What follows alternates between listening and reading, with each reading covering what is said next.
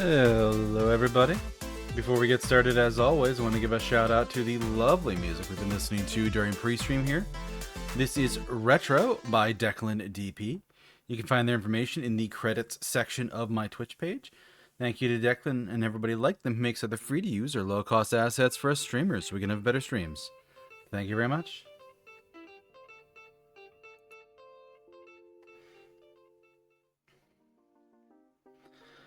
Hello everybody, good morning, good afternoon, good evening, good night, wherever it is in your part of the world. I am Deuscain, your variety tape streamer for the night, and tonight we're returning to some Vampire Therapist. Fun little visual novel we started on Monday night. I'd seen people play the beginning of the game before, and I think we got through all of the sections I am aware of, so now everything going forward is going to be new content that I think unaware of it, because I don't remember who the next client is. I think I've only seen the first three. So, yeah, I'm really interested. So, but before we do that, as always, gonna do a little bit of time just chatting here. So, hey, hi, howdy, everybody. How are you doing? Happy Friday, y'all. We made it. It's the end of the week. Also, congrats to Luapon's story. You were here first, and you have the redeem to prove it. But yeah, I had an okay day today, honestly. Like, work's a little hectic the last couple of days. Not too happy about that, but like, weather was supposed to be good. It's not raining or snowing, which is a blessing. Though it is supposed to apparently snow again on Monday. Thanks, Life. But no, I had a really good morning at work. I kind of crashed a little bit in the afternoon. I had a hard time focusing on much of anything, but I had a very, very good morning. So, very productive, got a bunch of stuff done, and spent the latter half of my day just kind of lining stuff up for next week, when I was going to get to that day. So, overall, pretty damn good day, and I'm feeling happy about it. Also ordered myself lunch and got a good old burrito today. Very delicious. Also got a root beer to go with it, because they have like bottled drinks and stuff, and it's like, I don't even know what I guess I'd call it like hipster root beer, because it's not like a main brand that I'm used to seeing. So yeah, it's pretty tasty.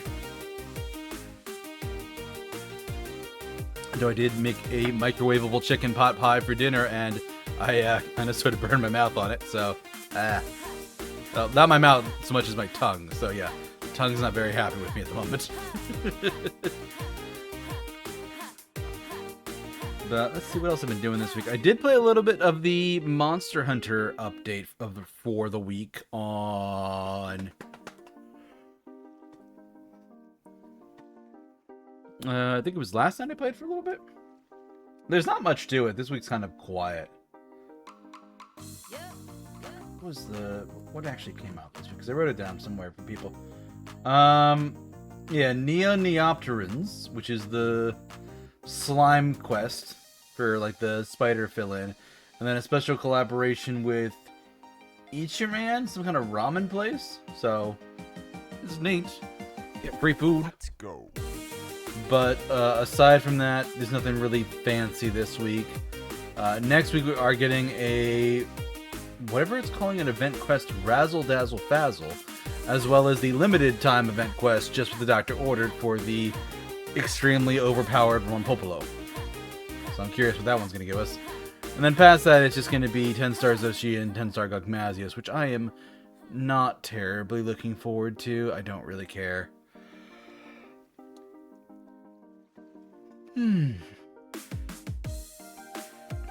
But, yeah, aside from that, like, there's not a whole lot to do. I'm kind of done with it. I'm doing a few things here and there just to fill out some, like, cosmetic items and stuff, but there isn't a whole lot of game left to play after just what the doctor ordered, because I've done all the other armor quests for Blossom Dance, Flame Fet, Dream Spell, and Lumen Hymn. So, like, I have all the armors. I don't need to do it for that. So, should be. Let's go. Hey, J-Log. Can't believe February's almost over? Yeah. It's been a month. Pokemon Day, yeah. I saw a little bit of that that presentation. I'm debating whether or not I'll buy Leaf Green or Fire Red for myself. It's been a while since I played Gen 1, but probably not, just because I have so many other things I'm doing now that I don't think I'll have time to play them, and I'm not going to stream them. So, it's not really a point to get them for streaming, though I probably should like dip into Pokemon content a little bit. But also they announced the next generation, which I saw people guessing that it's going to be like in Australia, which makes a bit of sense. That version for the Game Boy Advance or the re-released one. I think it's like basically a ROM. So I think it might have been GBA originally, but yeah, the re-released one that just came out today. So they basically finally have Gen 1 available on a modern console, which is nice. And it's not too expensive. It's like $20.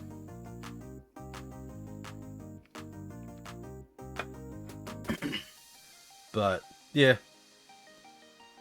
he's pretty good. He's pretty good. Let's go. But no, I'm curious about the new starters. I'm not super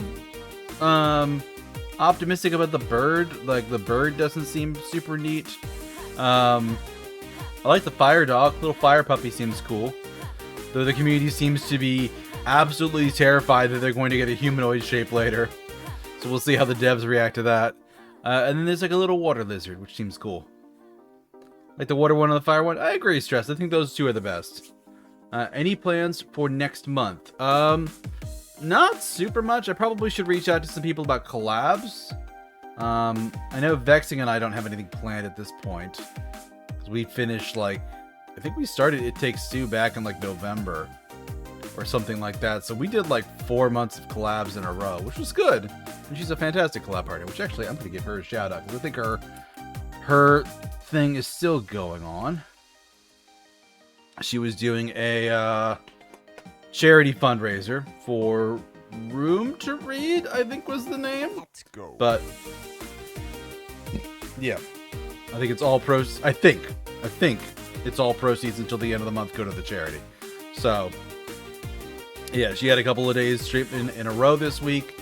Ended up taking off yesterday because she was just kind of tired and burned out, and I think she was a little overwhelmed by everything, because like on night 1 she hit all of her goals, and I don't think she was planning to, I don't think she really planned on that level of support, and it kind of threw her. And then she had like a really good night 2 with the karaoke and hit her next goals.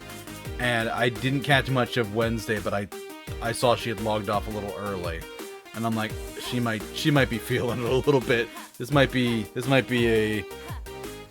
a very exhausting week for her. A good one. I think she's very happy with what happened, but I think emotionally she's a little exhausted by it. Clutch luck a little bit, yeah. But no, for next month, I do have the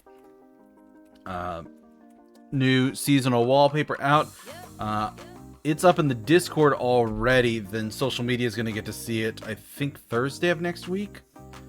So yeah, got a nice little seasonal wallpaper. I'm actually using it right now on my home system because it's got like a nice, like, cool color palette that's not too hard on my eyes. Let's go. But yeah, like, I don't have any crazy commissions planned. I don't have any big streams. I've kind of done a lot of big stuff the last few months, and I'm sort of giving myself time to just wind down and have a couple of chill games and streams for a little while before I do the next big thing. I did hear rumors that people think the Persona 4 remake is going to be released in April. So that, for me, might be a drop it and buy it right away game. But other than that, not really. Was ist das? New arrival.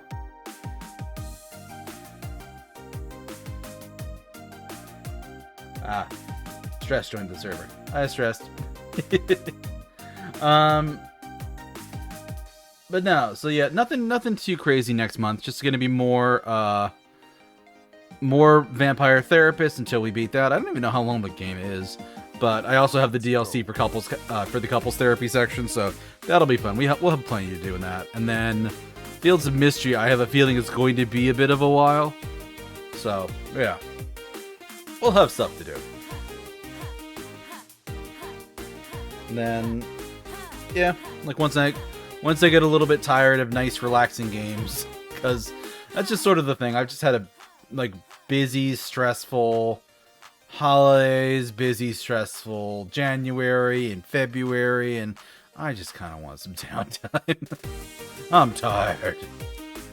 So yeah, that's kind of why we're doing some chill stuff now, because both I want to play them, and also, yeah, I need some low stress, low key, relaxing days on stream. So nothing too crazy. We'll get back to the action games eventually. So be sure to drop that follow and keep it in mind, because my schedule changes pretty regularly. It's always posted every weekend, usually on Sundays in the Discord. You can also check my socials, which I should remember to do that. You can always check my socials, and I'll have links and stuff out there as well. I usually pin my schedule to the top of my social media pages, so that'll be a good way to see stuff.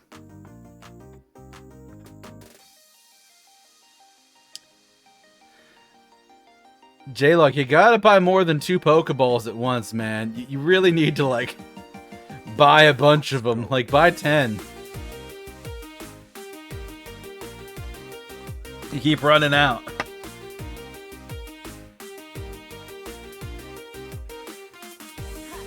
But I'm sorry you didn't get the Kricketot.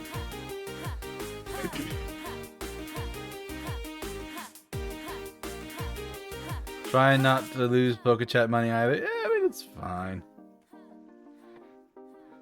But yeah, nothing too crazy next month. I don't have any big projects. January was a month. For some reason I'm not building up on that. That's odd. It should be building. I mean, maybe you're burning it faster than it's coming in. That could be it. I know I have a ton of it built up just because the bot's always running for me, because it's running in the chat. So I mean, if you're tabbed out, it might not be accumulating points or something like that. I'm not really sure why. Let's go.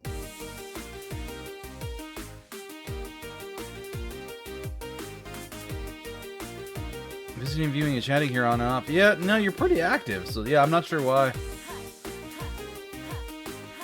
Nah, no worries about the rat.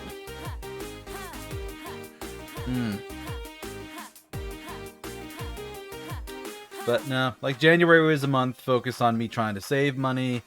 February, looking back in retrospect, was me kind of crashing and burning out from being stressed. But now, yeah, I just had a busy, stressful New Year, and it finally manifested in some poor spending choices, which I am still coping with. I have at least made progress on the pile of books. I finished 2 more manga this week, and I'll probably finish a couple more over the weekend, so that'll be good.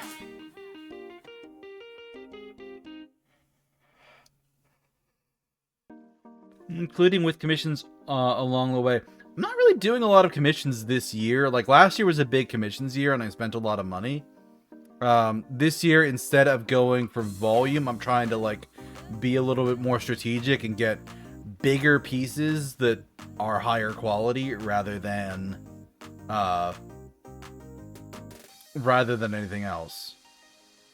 I don't want to get a whole bunch of little stuff. I want to get a couple of really big things.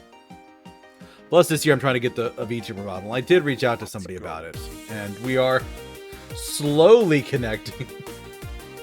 No, we've been in touch a little bit, but we haven't formally accepted the project yet. So,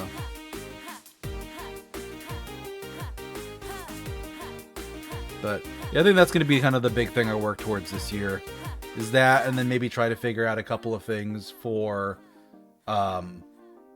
that I'm missing in stream so I can have like a proper debut. Like I probably could get my own stinger. I probably could get my own alerts, stuff like that. Things that I'm using somebody else's stuff for, and reference that there. So that might be kind of like the small stuff I do. I did reach out to somebody about doing a song commission for the stream, but they have not gotten back to me yet, and I suspect that they either might have discarded my message or might not have read it at all. So I might have to go looking for that. I'll give them a little bit of time, but I'm trying to remember when I sent that message. Let me double check. How long ago was it?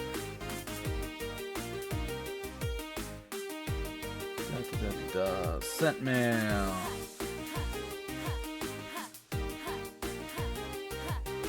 How does it not even tell me?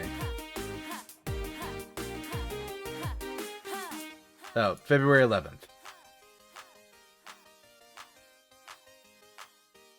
So, yeah, February 11th, I sent in the request, and it's been like 2 weeks, and I haven't heard anything, not even them expressing interest, so I might just have to look for somebody else. But that's probably like the biggest commission I would be looking at the moment. Because the stuff I'm playing now is nice, but I would like to get something that is just, I have the complete copyright to it. So, or at least I have the full license to do whatever I want with it and don't have to play around with anything else. So, but I might still do things here and there. I had like a meme commission in mind at one point last month on like that whole Discord asking people to scan their IDs based off of an old meme post I saw somebody do. I might still do that one. I might not. I haven't decided yet. That moment is kind of past, and if I had done something right away, it probably would have been interesting content, but otherwise, nah. So it's just kind of there. But yeah, I'm just trying to take it a little bit easy this year. Oh, hey, the new Versus Wolves is out. Came out 3 hours ago. That's very nice.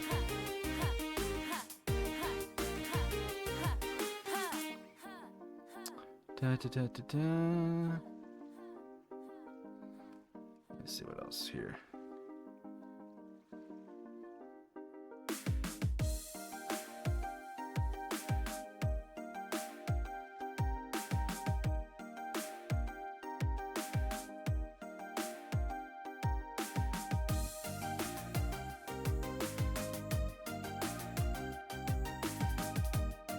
Yeah.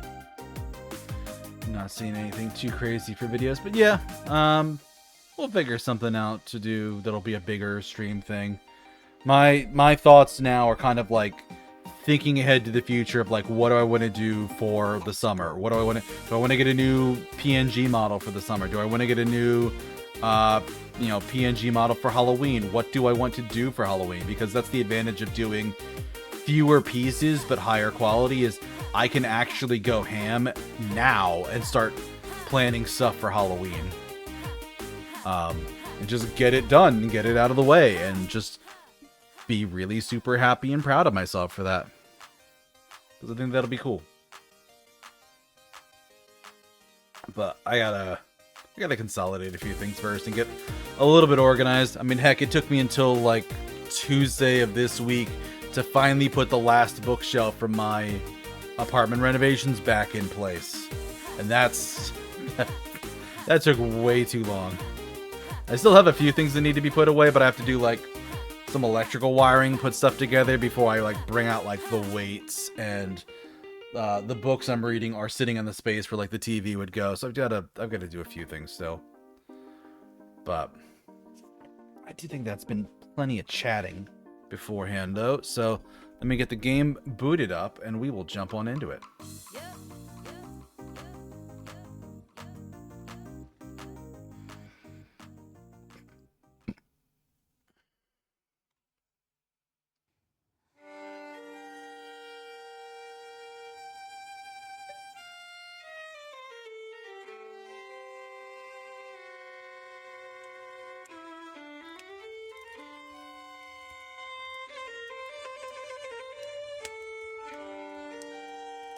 Alrighty.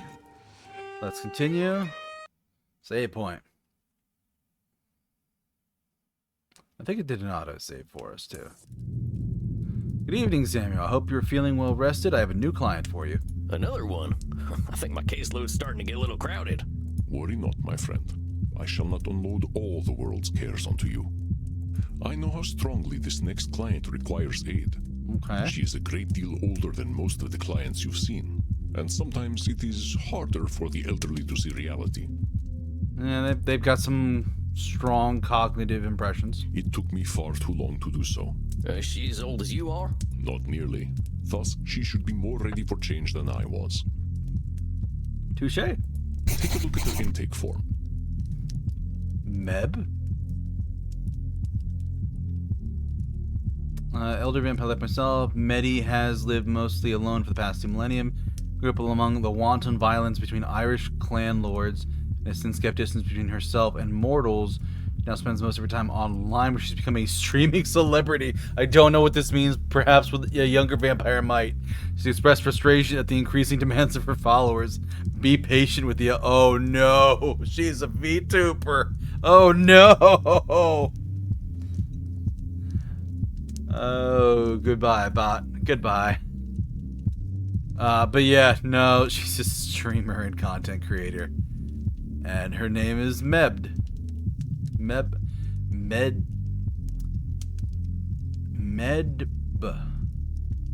do not speak Irish, unfortunately. Anyway, Dang, she died young. Makes me wonder why I waited so long to kick the bucket. Could have left her nicer looking corpse. yeah, she is 1,804. Okay. But she died in 1804. I'm like, what? That's not too long ago. And Alas, death does not often allow us to have much choice in the matter. Says here she doesn't leave home unless she has to.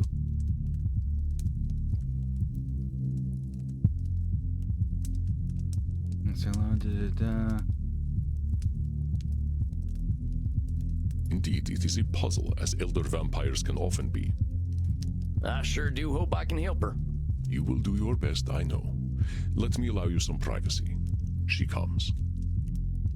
Alright, what is she going to be like? Hello? Okay. Hey there, how do I say your name? Is it, Medb? Mev is my real name. Medby's just my screen name. You can call me Medi if you like. Mev. Med-B is her screen name, or Medi. Okay, let's go with Medi. Oh, mighty fine meeting you, Medi. I'm Sam. Is that all you are? I couldn't rightly say. I ain't no more or less than Sam. You're a cute, strange cowboy man. I don't know. Oh, that you should be she's calling got a your great potential voice. Therapist cute, miss. Not in a touching bodies way. I mean, you're more like a rabbit or a mouse. Oh, I want to dress you up in a little mouse onesie and watch you scurry about. Oh yeah, she's been a streamer for a while. Keep your hat on and be a little cowboy mouse. Oh, I like that very much. I'd keep you in a little cage and give you lots of cheese and, of course, a wheel to run on. Oh boy, yeah, she's on that Can you streamer my life. whiskery little pet? What is the matter, Samuel? I think I'm out of my depth here, Chief. I ain't keen to be anyone's pet. Older vampires such as myself can sometimes be uncomfortable to be around. I believe this will be an excellent challenge in setting boundaries, Samuel. Explain to her your boundaries. You will be modeling positive behavior and saving yourself a little trouble. Yeah, he's not Yeah, wrong. just a little. All the more reason to be clear and polite right now. Good luck, Samuel. I know you can do it. You look distracted, little mouse. Have you smelt a bit of cheese? Did your whiskers twitch? All right, miss, before we keep going, I think we need to set a few boundaries.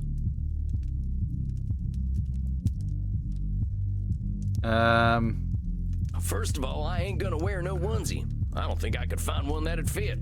I could sew one for you. I would make the neck hole really big so that your funny hat would fit right through it. Okay, well, maybe I wasn't being clear. I don't want to wear a onesie. But it would make me happy. Well, wouldn't make me happy, miss. He's right. Fine. But I don't like it. I This don't stuff want to about live in a putting me in a cage. cage and making me your pet are things you should be doing with a blood partner. Besides, I make the rules about my own body. If I don't want something, you gotta respect it or find a new therapist. You don't want me to do things to your body? Correct, I do not. You cut that out. I'm serious now. Very well. Be that way. Don't I eat don't eat cheese? cheese, you know that. We only drink blood anyway. Mortal food doesn't exactly agree with us. But a mouse who doesn't eat cheese is hardly a mouse. She's not wrong, But but I'm not a mouse. Then why do you have twitchy whiskers? I just like the way they look. So do I. That's why I think you should eat some cheese. Well, I ain't gonna. Take it or leave it. You're very mean for a mouse. I think that about covers it. Very well. It's a little boring. People usually let me do what I want to do to them. Well, this is less boring then. It's something new.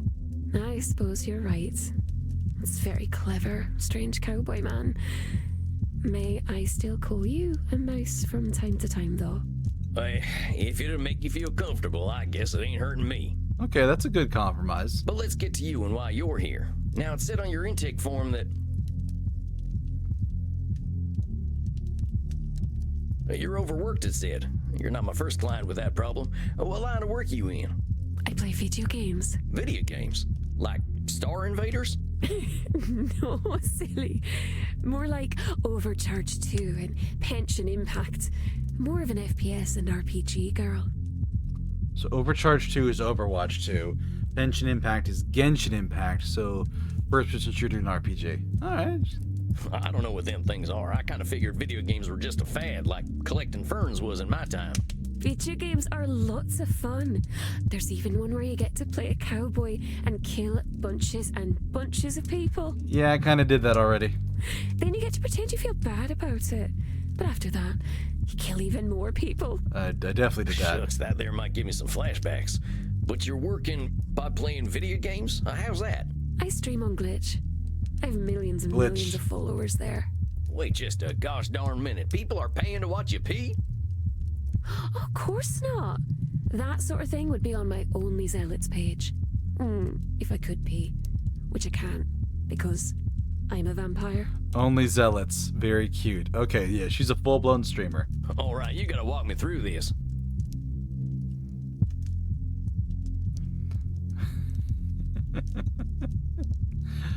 What's streaming mean if it ain't peeing? Streaming means to share your computer screen to the internet. Like watching the cinema, only instead of people shooting each other, it's you answering emails? Sort of. Mostly people just like to watch people shooting other people. Very true. Only it's little computer people that only look like people. Clear as mud. I got some more questions about them funny things you mentioned, though. What's FPS and RPG? What's all this RPG and FPS stuff? Role-playing games and first-person shooters. Kinda dark to be playing games about the first person you ever shot. That ain't a good moment. You're extra silly. It's a video game with a first-person perspective. It only looks as though you're shooting someone. I like the ones where there's lots and lots of blood. I end up feeling quite hungry. Imagine so. Are they still using corn syrup to look like blood? It never looked realistic to me. They don't use corn syrup in video games. You're very funny. I'm glad I'm funny, I guess. Let me ask you something else about these video games. What's Only Zealots? Yeah, explain this one. That's a very special website where my very special followers get to see me do naughty things for money. You've been around a long while. Do you need money? No, of course not. But I do like having mortal blood bags who will do anything for me. They're very useful. She's not wrong. This whole thing makes me feel old. But you're only a baby vampire, strange cowboy man. I'm glad you're not the kind of baby who poops and pees, though. That's quite icky. Yeah, she's a little, like, disjointed in her memory. It's a little neurospicy. I had some more questions. You did not have more All questions. right, I think I understand a little better. You're working pretty dang hard for all them followers. What do you need them for? Lots of things. They pay my rent for me, they buy clothes and gifts for me, they dispose of all the bodies. And they let me kill them too. they're all so eager to die. Poor little lambs. Oh yeah, she's going full parasocial on that. They're like servants? Servants, little sheep, whatever you'd like to call them. I can't believe I can't see anybody play with Medi. My God, she is such an interesting case. And they're willing to just up and die for you. Oh, naturally. Sometimes all I have to do is smile for them. They find it enchanting, and they quite like my breasts and vulva. Oh, I see. Does it make you uncomfortable to hear me say breasts and vulva? I good reckon old I just Medi. wasn't expecting that level of candidness. Breasts, vulva. Medi. Hey, come on now. Oh, but it's so much fun to watch your little whiskers twitch. So these followers of yours do a lot of work for you, huh? But I have almost 100 million little sheep.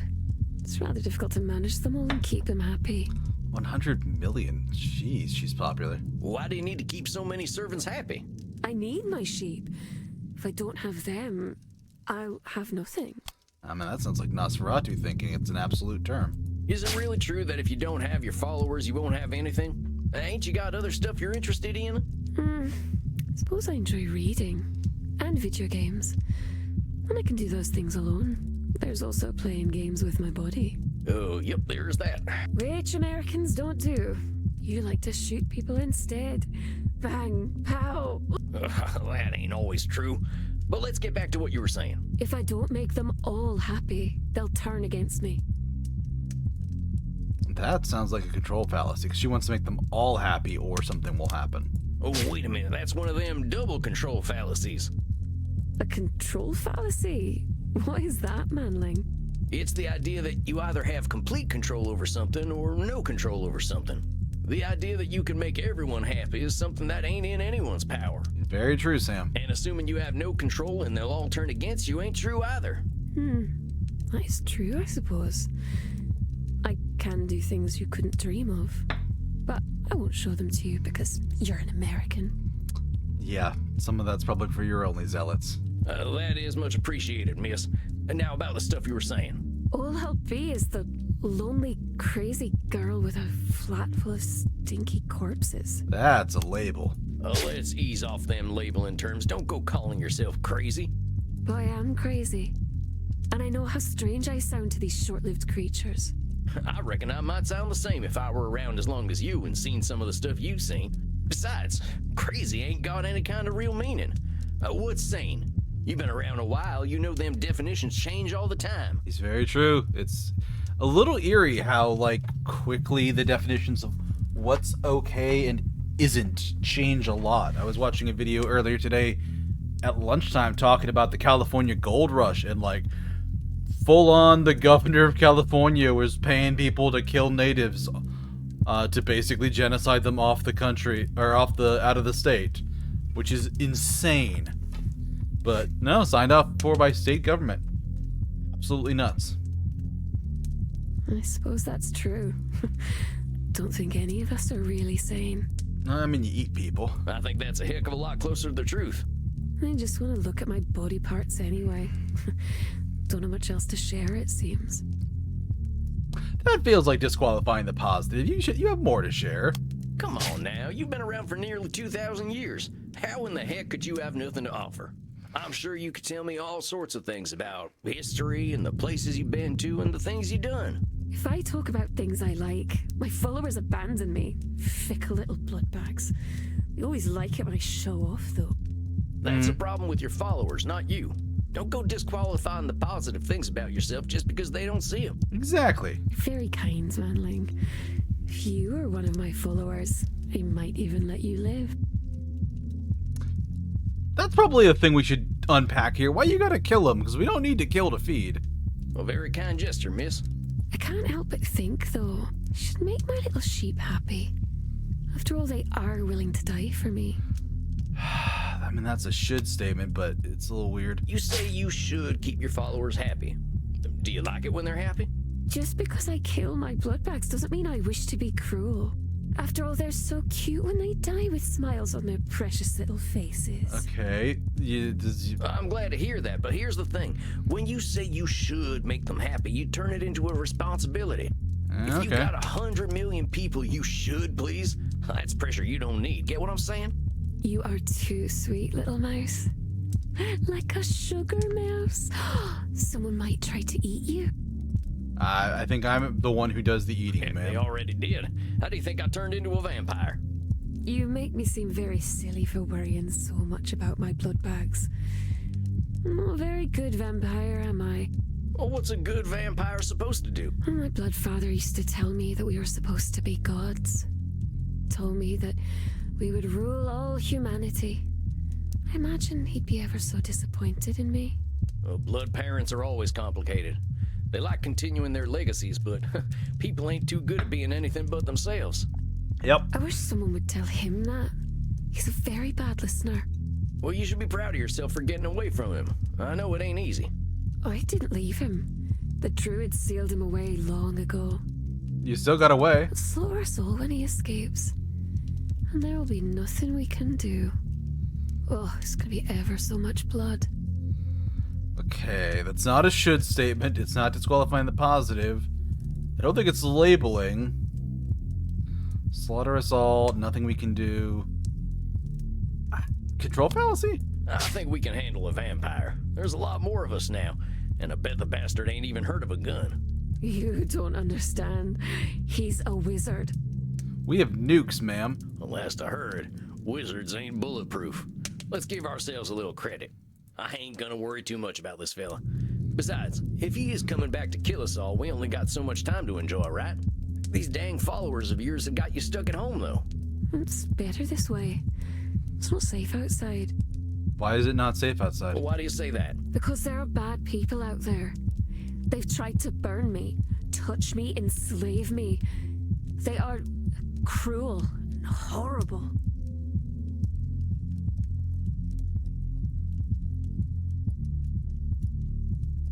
It's not a should statement.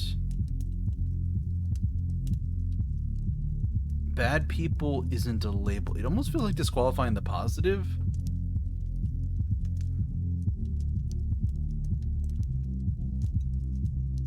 Or is it Nosferatu think it's used in very black and white terms? I'll try disqualifying the positive first. I'm not confident of this one. Medi has quite an extreme opinion about all of humanity. What kind of distortion? Because there are bad people out there. Nosferatu thinking. I know you've been through some tough times, Mitty, and you got a hell of a lot of reasons to think people are all awful. But those experiences ain't the be-all and end-all.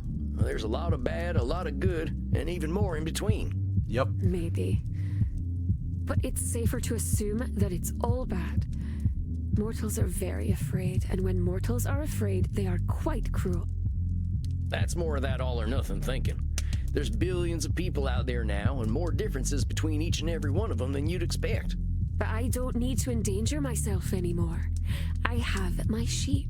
I'm sure we'll get to talking about them real soon. We can talk about them now. They help me stay in my flat. If I stay in one place, I have power. Instead of them burning me, I can burn them. And touch them and enslave them. That sounds like a lot of a control fallacy. With all due respect, miss, you're playing with sunshine here. Life is always going to change. That's the one thing we can be sure of. Your retreating from society is only going to make it harder to face the changes ahead. It's very true. Such as when the machines arrived. What machines are you talking about? The ones in the factories. The ones who made me leave the bog. Did not like that very much. Not at all.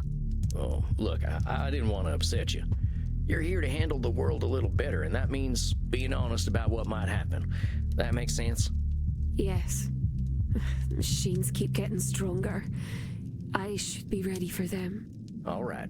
Well, let's keep talking. They used to call me Calich Namona, the witch of the bogs. I like it that way. I like it when they think I'm a monster. I mean, that's labeling. Hold on a sec, Mitty. I get that there's safety in people thinking you're some kind of monster. But what I can't abide is you calling yourself one. Names have power. You know what they used to call me? Fuzzy McWhiskers. Scaly Tail Sam. Ooh, Scurrying Sam. They called me Slaughtering Sam. And as you might imagine, I didn't earn many friends with that name. That's not very cute at all. No, it ain't. I didn't feel cute neither. I felt like an evil bastard, and that ain't a good feeling. I didn't say I liked being a monster. It just makes me feel safe. Then let's find a way to help you feel safe without calling yourself a monster then, huh? But keep going. If I want to be safe, I should show them what a monster I really am from the safety of my lair. Should. Well, why should you show them what a monster you are? So that they'll know to stay away, of course. And is that the only way people will stay away? It's the way I know. I used to put severed heads outside my cottage, but the policemen don't like that very much. I imagine not. So what if I said you should protect yourself by putting severed heads outside your place again? I'd say you should learn otherwise. The police can be very mean. That's what I mean. Should doesn't allow a lot of wiggle room. It might seem like it's just words, but them words can lock us up tighter in a bank vault. But let's keep talking. Living alone is the life I know, anyway. Well, I've known for millennia. I can't survive in society now. Yeah, she's been isolated for so long.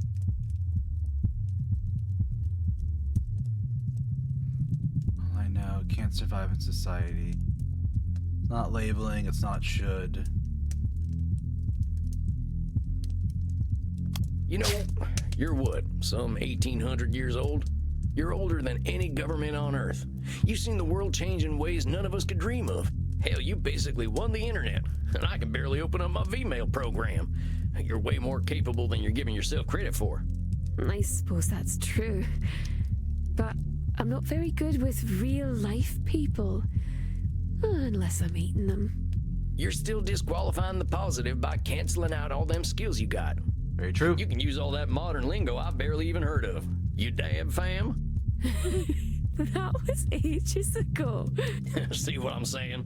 You are very clever, sweetling. It is easy to forget how small and weak mortals are. But the world is a big place full of things that might try to hurt me. Well, before you face the world, why don't we start with your neighborhood? Let's start slow. Take a walk around your block, 15 minutes a day. Just spend a little time outside looking at the moon. I suppose if anyone tries to hurt me, I should be able to kill them or enslave them. Very well, strange cowboy man. If anyone does kill me, I'll simply become a ghost. Then I can whisk myself up your bottom with a little ghost needle and poke at your guts. Whisk myself up your bottom with a little ghost needle and poke at your guts. I don't think it'll come to that. Just spend some time outside and see how you feel, and we'll talk again in a month. Sound good? Very well. I suppose my followers outside must be eager to carry my coffin home. I promised I would eat them when we got there, so shouldn't keep them waiting. Farewell then, little mouse. Hoo-wee! Well done, my friend. You seem a little out of sorts. Are you quite all right? She was something else. Like so many of our kind, she simply struggles to adjust to a constantly changing world. I think you will be of great help to her. She clearly likes you. That's what I'm afraid of. You are under my protection while you are here, Samuel. I guarantee no ghosts will travel up your posterior. You have done excellent work tonight. Please, relax downstairs. Summer will be here before we know it, and the nights shall become short once again. Rest in peace, my friend.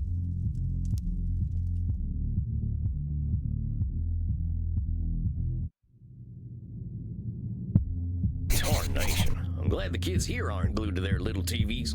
I wonder why that is. I'll bet Crimson knows. Giddy up, little doggy. I ain't heard that one in a while. Truth is, I'm running out of cowboy terms. What can I get you, handsome? How about a kind ear for my troubles? You got a real old school way of seeing bartenders. But in this case, you're right. I am a good listener. Lay it on me. I got this new client. It makes me feel old. 250-year-old man feels old, huh? Yeah. But seriously, I thought I understood people, but she's from another time, like. I've been around a long time, and I ain't seen nothing quite like this internet. But my client lives there. And you think you can't help her because you don't understand the internet? I reckon helped a I little can be bit. of some aid. Just gotta figure out all this technology. My dial-up modem might not be up to today's standard. Maybe you were right. You are ancient. But I'm glad you're feeling confident, cowboy. A vampire who can adapt is a mighty fine one. Exactly. Well said, Crimson. Gosh. Here's the thing, cowboy. Nobody understands the internet. I don't feel old yet, though. Still just glad to be alive, thanks to Andy's blood. Oh, yeah? I know you've been curious about why I've been drinking vampire blood. You don't have to pretend. I've got a rare blood cancer. Andy's blood is what's keeping me alive. Blood cancer, huh? I'm real sorry. I didn't say I was dying. I said I had cancer. Stop making that face. I'm just glad I found Andy. Don't think I was quite ready to die. Well, I, for one, am glad you're sticking around, Crimson. Yeah. Well, thank you kindly. So what'll it be, Sam? You ain't gonna dance? No, I ain't gonna dance. You owe me that story one day, cowboy. Here, have a little something I whipped up for Andy. Herbal blood tea. No garlic, right? No garlic. Mighty kind of you. Maybe I'll take a nightcap. You have yourself a fine night, Crimson. Adios, muchacho. I think that's my last client for a while. My caseload's big enough. I'm starting to get overwhelmed. Maybe something from one of my books will inspire me. But then again, I could watch cartoons instead. Let's read I a think I'll poem. read a poem. I've got one I love. Carry one, Walt Whitman. I celebrate myself and sing myself, and what I assume you shall assume. For every atom belonging to me, as good belongs to you, I loaf and invite my soul. I lean and loaf at my ease, observing a spear of summer grass. My tongue, every atom of my blood, formed from this soil, this air, born here of parents born here, from parents the same, and their parents the same. I, now 37 years old, in perfect health begin, hoping to cease not till death. He reads it very well. Creeds and schools in abeyance. Retiring back a while, sufficed it what they are, but never forgotten. I harbor for good or bad. I permit to speak at every hazard. Nature without check, with original energy. Just a little reminder that I'm still human. I think that's enough action for one night. Time I got me some shut-eye. Good night, son.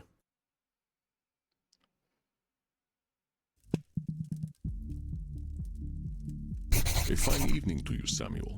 How are you feeling tonight? Okay, well, before we jump into that, we are about to hit an ad break, so let's tap out a little early, take our 3 minutes, and we will be right back. See you soon, folks.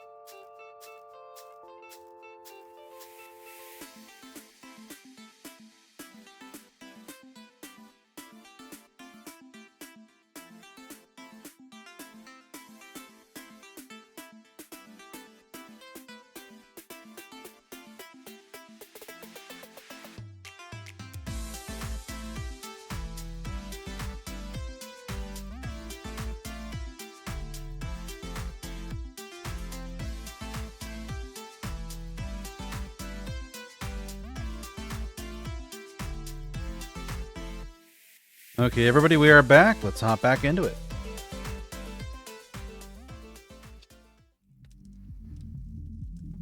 Fine evening to you, Samuel. How are you feeling tonight?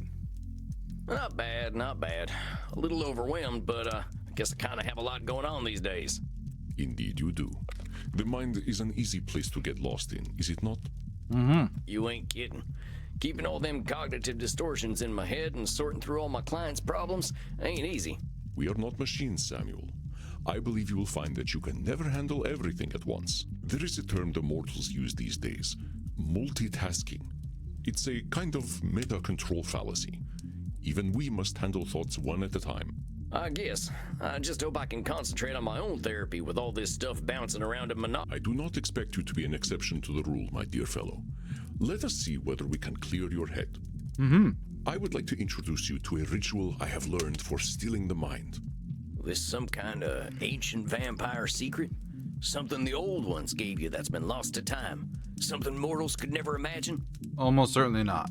No, it's just meditation. Oh. That does not make the technique any less valuable. Now then, close your eyes. I will guide you through this process. Think of a place that brings you comfort. Where is it? I'd have to say the woods. I always liked being in nature. Then imagine the woods and let your thoughts come to you. Be attuned to your body. Breathe and you will be able to address your thoughts and clear your mind. Now close your eyes and begin.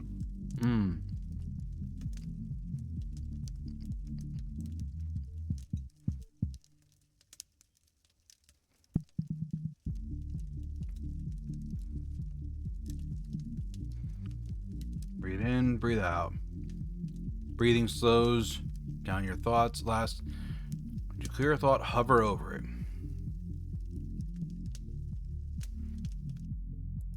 I ain't cut out for this therapy thing.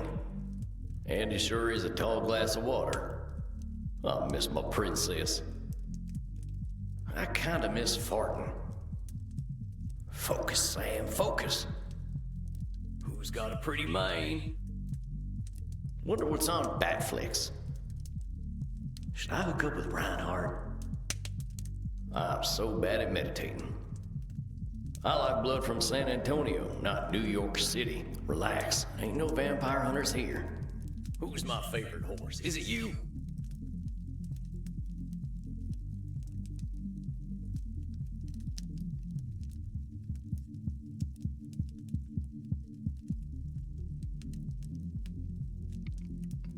How are you feeling now? Yeah, all right. Fine, really. All them thoughts just feel like thoughts. What sorts of things came up for you? Well, I thought about my clients. I thought about all them cognitive distortions. My horse came up a lot. Your horse? Yeah, Princess. She was my horse back when I was alive. I still think about her every day. I can't really stop. I understand.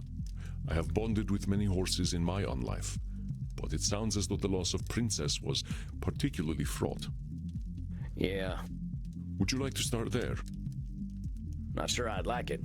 But seeing as it's come up, maybe we should talk about what happened to her. It's got a lot to do with my old gang. I mentioned them before. The Mystic Bastards was their name. They were the gang to join if you had nothing to lose, and I had nothing to lose. That sounds like some Nosferatu thinking, my friend. Oh, I can see that now. But it turned out I still did have something to lose. And they took that from me to prove my loyalty. They took my princess. Killed her in cold blood. And made me watch the whole thing. They made sure she saw me too. Oh, Samuel, I am so sorry. I just stood there, watching her dying, with them big eyes looking at me like she knew I betrayed her. They knew what it would take to break me. And it's my fault for letting them do it. But Samuel, these Mystic Bastards, it sounds as though these loyalty tests were a cruel, mechanical part of their indoctrination process. These are the actions of a cult. They had no special care for you or your princess. Well, sure as shit worked. They knew where to hit me, and it's my fault for letting it happen. What they did, Samuel, had little to do with you personally. You were vulnerable, and they took advantage. This is what cults do. Yep. But Samuel, you are exhibiting a cognitive distortion known as personalization. You are attributing the mystic bastard's actions entirely to your own supposed failings. What did I get rid of? Control fallacy? Yeah. While it is natural to grieve for your horse, holding yourself solely responsible is neither fair nor accurate. Very true. Hold on a sec, my head's hurting. I can't hold on to all them distortions all the time. Ain't personalization a lot like a control fallacy? An astute observation, Samuel. Personalizations are often a form of control fallacy. While control fallacies often manifest as a belief that you have more control over external events than is actually the case, personalization is a more specific tendency to believe that external events are reactions to you. But let us leave control fallacies out of the picture for now. You are correct that keeping all distortions in mind at once is unrealistic. Thank you. I would not interrupt your thoughts if I did not think personalization important. You are shouldering the blame for Princess's death. I can see that. Well, if it ain't my fault, who else's is it? The cults. The mystic bastards, of course. Let me put it into perspective for you. I will make a series of statements, and you help me identify the personalization distortion. I overslept in my coffin because I forgot to set my alarm. I beat Crimson's neck last night and missed the vein because I was distracted. It was entirely my fault. Batflix raised my subscription price again because they knew I would pay no matter what. Well, that's the personalization. Batflix has no earthly clue who you are. They just raise their subscription prices anyway. Very true. Just as your gang planned to isolate members from their former lives. Do you see the connection? I guess so. I was just too stupid to see it at the time. Calling yourself stupid is what distortion? It's a label. Yeah, it's labeling. But I should have known anyway. I knew that crew was bad news. I just thought I was bad news too. You should have known. That's another distortion of reality, Samuel. All right, fine. Should statement, whatever. So what the hell am I supposed to do, Andy? Say nothing's ever my fault and I don't gotta know nothing? We both know that's not true. I was responsible for getting that beautiful horse killed. She trusted me, and if I'd been someone else, she wouldn't have had to die in that awful way. I am not asking you to lie to yourself. Far from it. And I am not suggesting that you absolve yourself of all responsibility. But what would you say if a friend came to you with the same story? Would you tell them what they should have done? Would you call them stupid? Well You put. said yourself that you joined your gang because they were the gang to join if you had nothing to lose. I do not think this is a circumstance most people choose. Very true. Yeah, I suppose. Remember, Samuel, we are trying to reframe our thinking by clarifying these distortions. I know it may feel as though I am picking on you, but I am not. Let us forget what you should have done to make room for a different distortion. You are drawing a direct link from your emotion to the death of your horse. This is a distortion called emotional reasoning. Okay. I understand the guilt you feel, Samuel, but your guilt does not act on its own. This terrible thing, it did happen, and some choices you made undoubtedly created the circumstances for it to occur. You are not blameless. But let us restrict your blame to what you have actually done. I'm sorry. I get awful worked up when talking about my princess. You should have seen her, Andy. She had these eyes. She looked right into my tainted soul and still loved me. I understand, Samuel. We feel tremendous guilt when we fail an animal. When we look at reality, it is not to dismiss our burdens, but to process them fairly. I would like you to understand emotional reasoning so you can see how emotions color our thoughts. Please listen. and call me out when I am using emotional reasoning. I feel anxious. Perhaps it is the garlic naan I smell from the Indian restaurant next door. That's not it. The mood in my club is somber tonight. I am sure it is a reflection of my own dark mood. That's the emotional reasoning right there. I don't think them folk in the club know too much about how you're feeling. Unless you have special vampire powers that make them do that. Exactly. Our emotions can feel all-encompassing, and that is purely biological. We are animals, Samuel. There is a small cluster of brain tissue at the base of the cranium that tells us we are safe or that we are about to die. The complexity of our existence is at odds with our biology, but we have the logic to recognize it. Well, if reincarnation's a thing, I think I'd rather come back as a horse. It is indeed a boon and a curse to have human complexity of thought. Very No true. kidding. If I were a horse, I'd know better than to join any cowboy gang, let alone the Mystic Bastards.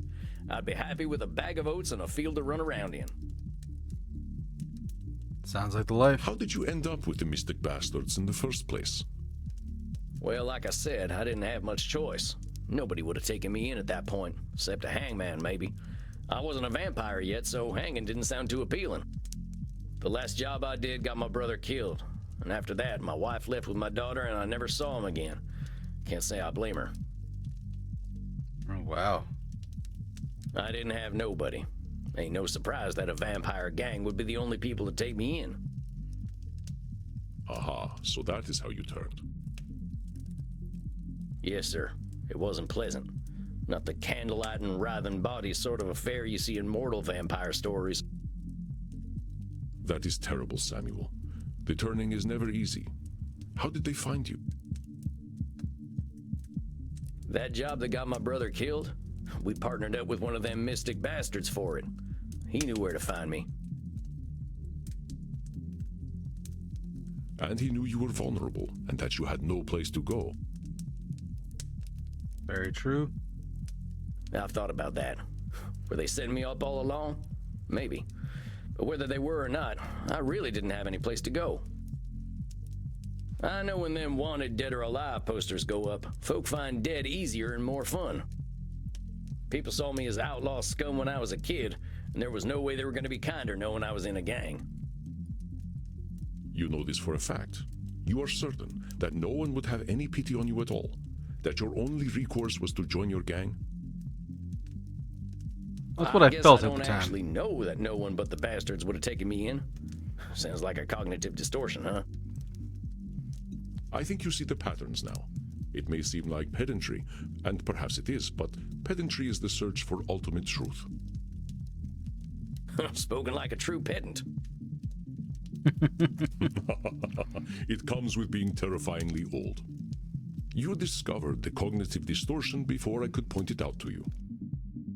It is a cognitive distortion similar to Nosferatu thinking, so let us put that particular distortion out of our minds for now.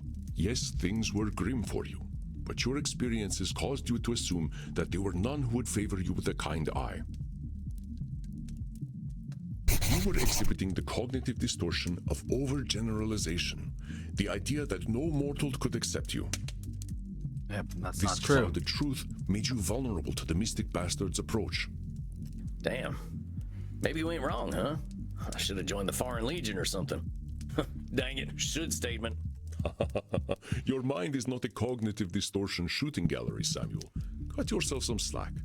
All we seek is recognition of our distortions, not perfection and not punishment. Let us test your ability to recognize overgeneralization. Then I believe we will have covered enough for tonight. Allow me to begin. Elder vampires are insufferable. They all think they know everything. That sounds like an overgeneralization. Wait, ain't you an elder vampire? You don't seem like much of a know-it-all. That's right, Samuel. Though in all honesty, I used to be quite insufferable myself. I aspire to be more patient these days. Let me continue. It seems to me that being a werewolf is pretty rough. Bless you. Vampires from Transylvania all have funny accents. I want to suck your blood. Who talks like this? That seems like an overgeneralization, Andy. I ain't sure any of them ever sounded like that. Pretty sure they all sound American these days anyway from watching bat flicks all the time. Correct, Samuel. I apologize for the offensive accent. It was employed only to prove a point. Well done, Samuel. Your ability to identify cognitive distortions continues to impress. But let us bring things back to you. I do not ask you to absolve yourself of the things you have done. You did not have the tools to be mindful of the thought patterns that made you vulnerable to the mystic bastards. I have seen mindfulness take root in you, though, Samuel. I hope this session has been helpful to you. Yeah, I'm still sad. And still regretful about Princess. I think I'll always be. My not being mindful is what killed her. Every time I think about it, I just know I'm a terrible person who messes everything up. But I think the awareness helps. It does. Then please tell me what cognitive distortion you just exemplified. Was it Overgeneralization. emotional reasoning, overgeneralization, or personalization? Probably all of them.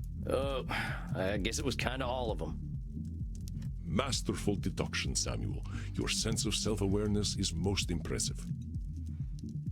Remember, cognitive distortions are not a cudgel to beat yourself with. Yeah, I was gonna ask about that. If we're spouting cognitive distortions all the time, ain't my clients gonna be mad at my constantly interrupting them? You continue to impress. Yes, we cannot bully our clients with distortions. Thus, I find it is best to clear our minds and focus on a few during each session.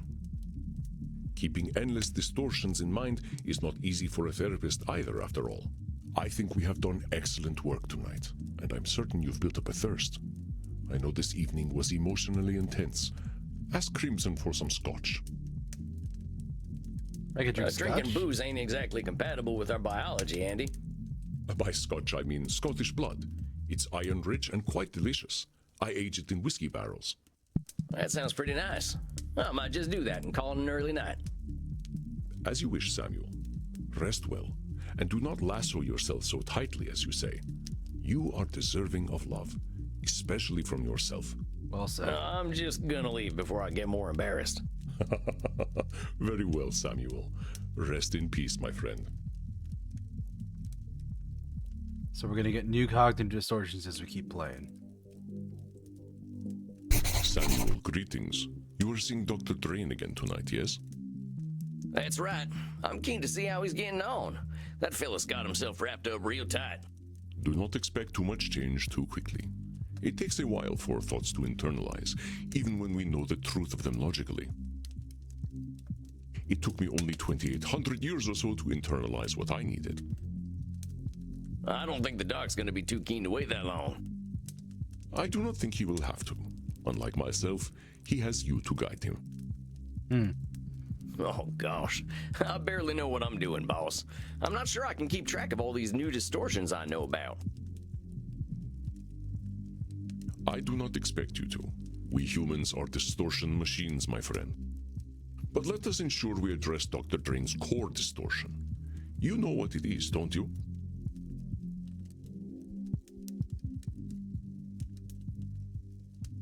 He's disqualifying the positive. It's disqualifying the positive, ain't it? Dr. Drain does indeed exhibit this cognitive distortion, as we all do. But there is a distortion that truly drives his decision-making. I think you can tell me what it is. That fella's a should-statement machine, I'll tell you what. That's right. We can be certain he will carry this distortion with him, but I would like you to pick the rest to keep in mind, Samuel. Up until this point, you have addressed client distortions in small clusters. But now that you are aware of more cognitive distortions, you will notice them everywhere. We must not use cognitive distortions as weapons to beat our clients with, so pick 4 more to keep in mind during your session. But what do I do if I detect he's showing the distortions I'm putting aside? You do not need to address all of them, my friend. You will not catch every distortion, and if you did, I believe your clients would find you irritating. I do not alert you to half of your cognitive distortions. Thanks, Andy. We know that Dr. Drain will exhibit should statements. What else do you think he will come to this session with?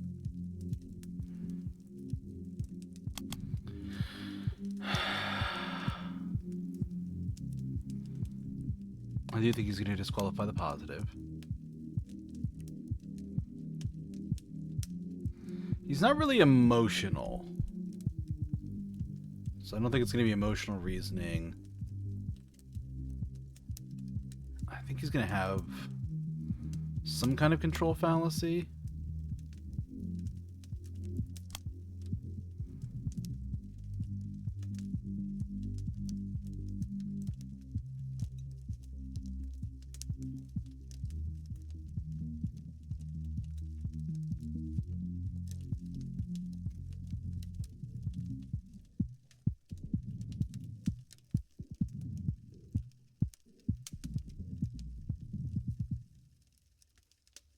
Let's go with overgeneralization and labeling. I think I've got what I need now. Very good, Samuel. I will leave you to it. Have confidence. It is well earned. I guess I just gotta believe you. All right, Andy, I'll do my best. I know you will. I will see you after your session. I think I'm ready, and here comes the man himself.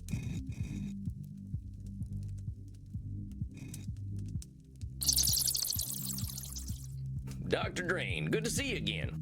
Yes, well, I wish I could say the same. I have not had the most productive month. Back on this productive wagon, huh? Last time we were talking about all them should statements. Yes, exactly. And what a waste of time that was. I took what we spoke about to heart, you know, like a fool. But the should statements, as you so tritely put them, were the only thing holding me together. You ignored the addiction problem I came to you with. Nay, worse, you told me it was fine. And oh, how eager I was to test that theory. I have partaken of my awful plasma almost every night. I am more monster than man now.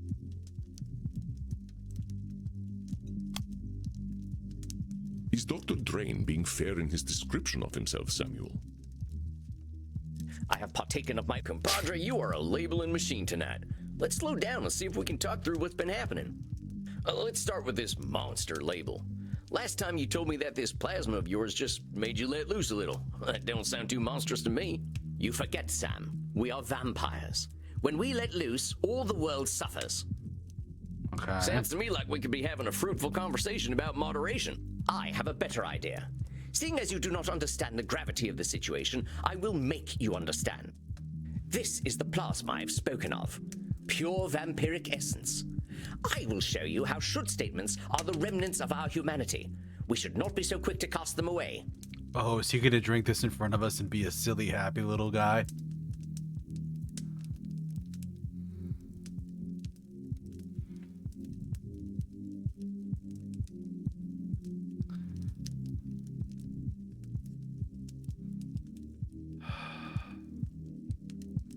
Should statements are the remnants of our humanity, we should not be so quick to cast them aside. I agree with you that should statements are human, but that don't make them universal. That's the point I'm trying to make. There's lots of ways to live, Doc. That is exactly the problem, Sam. We don't live. And this is the result most dire. Witness the wages of our sin. Now, hold on a sec, Doc. I think we better... The time for caution is over. Goodbye, Sam. What in hell? It's Jekyll and Hyde. Does it feel good to be alive? And who are you, darling? Lord Luridus. I'm Sam. I'm your therapist, Doc. You know that. My therapist! Oh, how wonderful. How absolutely pathetic. A vampire therapist. Oh, what a sad, pathetic waste you are, Dr. Drain. Allow me to introduce myself, then. I am Lord Luridus, and unlike that sad sack of quivering shit you've been talking to, I am a vampire. I kill, I drink, I fuck, and I'm dead sexy. Oh, this voice actor's having some fun.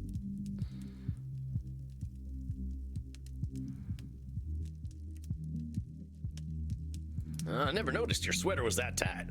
Yes, I like the way it rubs against my nipples.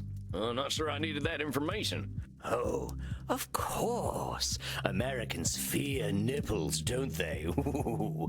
Yes, I see it in your eyes. You're afraid, aren't you, American? Your Puritan blood chills at the sight of me. Maybe I'll warm it up before I drain it from you and turn you into a husk with a stupid hat. I wouldn't try it. I'm not you, though, am I? And I am always hungry.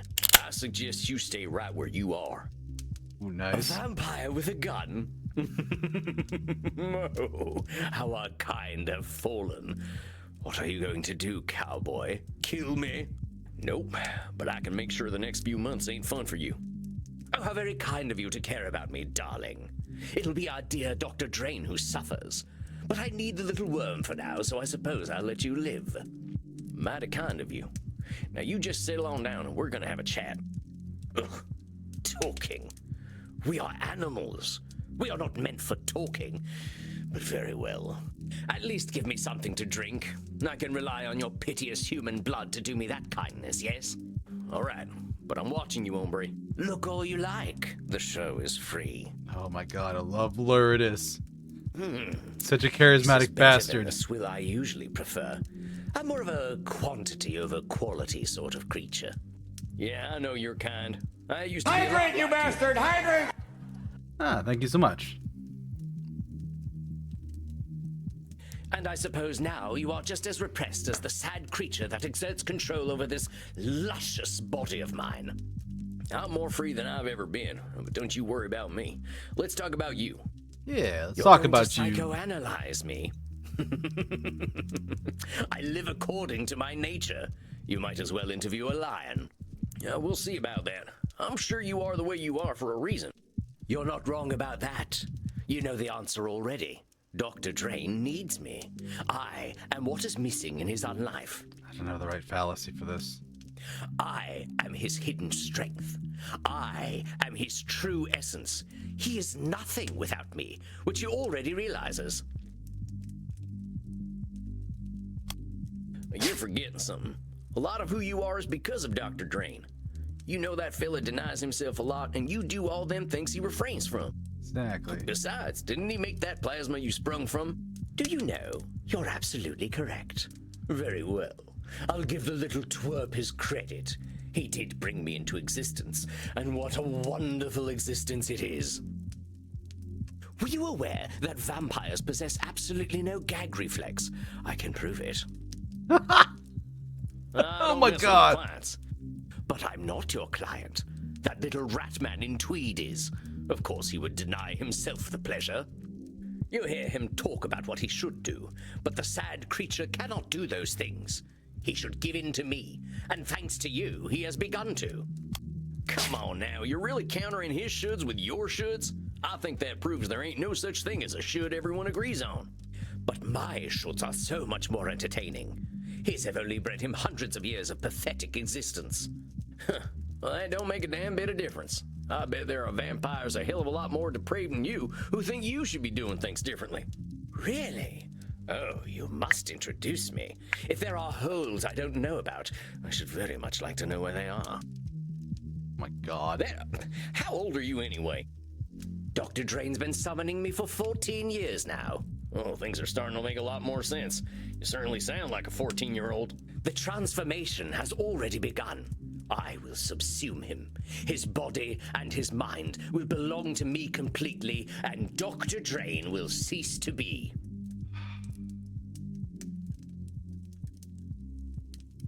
Control fallacy? You're awful confident about that, but I got bad news for you. You don't control Dr. Drain, he controls you. Oh, darling, the little doctor controls nothing at all, least of all himself. Make no mistake, he shall be mine. Oh yeah, and how do you know that? I know the little wretch far better than you do. He hasn't changed in centuries. Was he in therapy then? No, only in the modern age do we make do with such delusional exercises. So not everything he does is predictable. I don't think you got a good reason to be so confident. Are you trying to fill my head with doubts? Do you even think that such a thing is possible?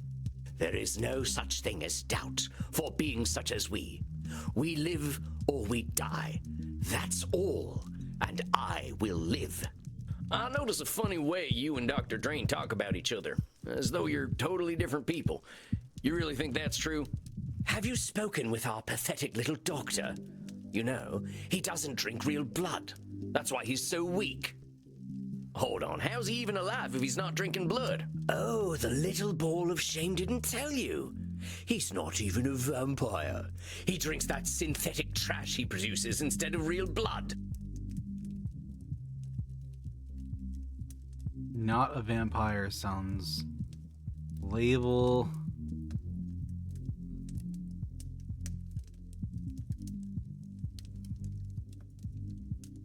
Seems to me you got a pretty dang narrow definition of what it means to be a vampire. Okay, good guess. Heck, I don't see you wearing a cape. You sure you ain't just a regular mortal? Don't be a fool. There is a minimum requirement for being a vampire, that's all. And Dr. Drain does not meet it. He's an embarrassment to our kind, and worse, an embarrassment to me. I wouldn't be surprised if he were a 400-year-old virgin. If it weren't for me, his cock would have shriveled up like a raisin. I think I'm gonna surprise you, Lord, whatever you're calling yourself, but I think you're right. Dr. Drain does need you. But like it or not, you need him too. How very bloody dare you? What possible use could I have for a little turd like him? And none at all, long as you keep calling him names. You keep thinking of him as being a turd, and that's all he's gonna be. I admit, Dr. Drain might have a thing or two to learn from you, but he ain't gonna learn as long as you keep antagonizing him. Oh, come now, the little worm likes it. He is far better at hating Dr. Drain than I am, and I find him entirely loathsome.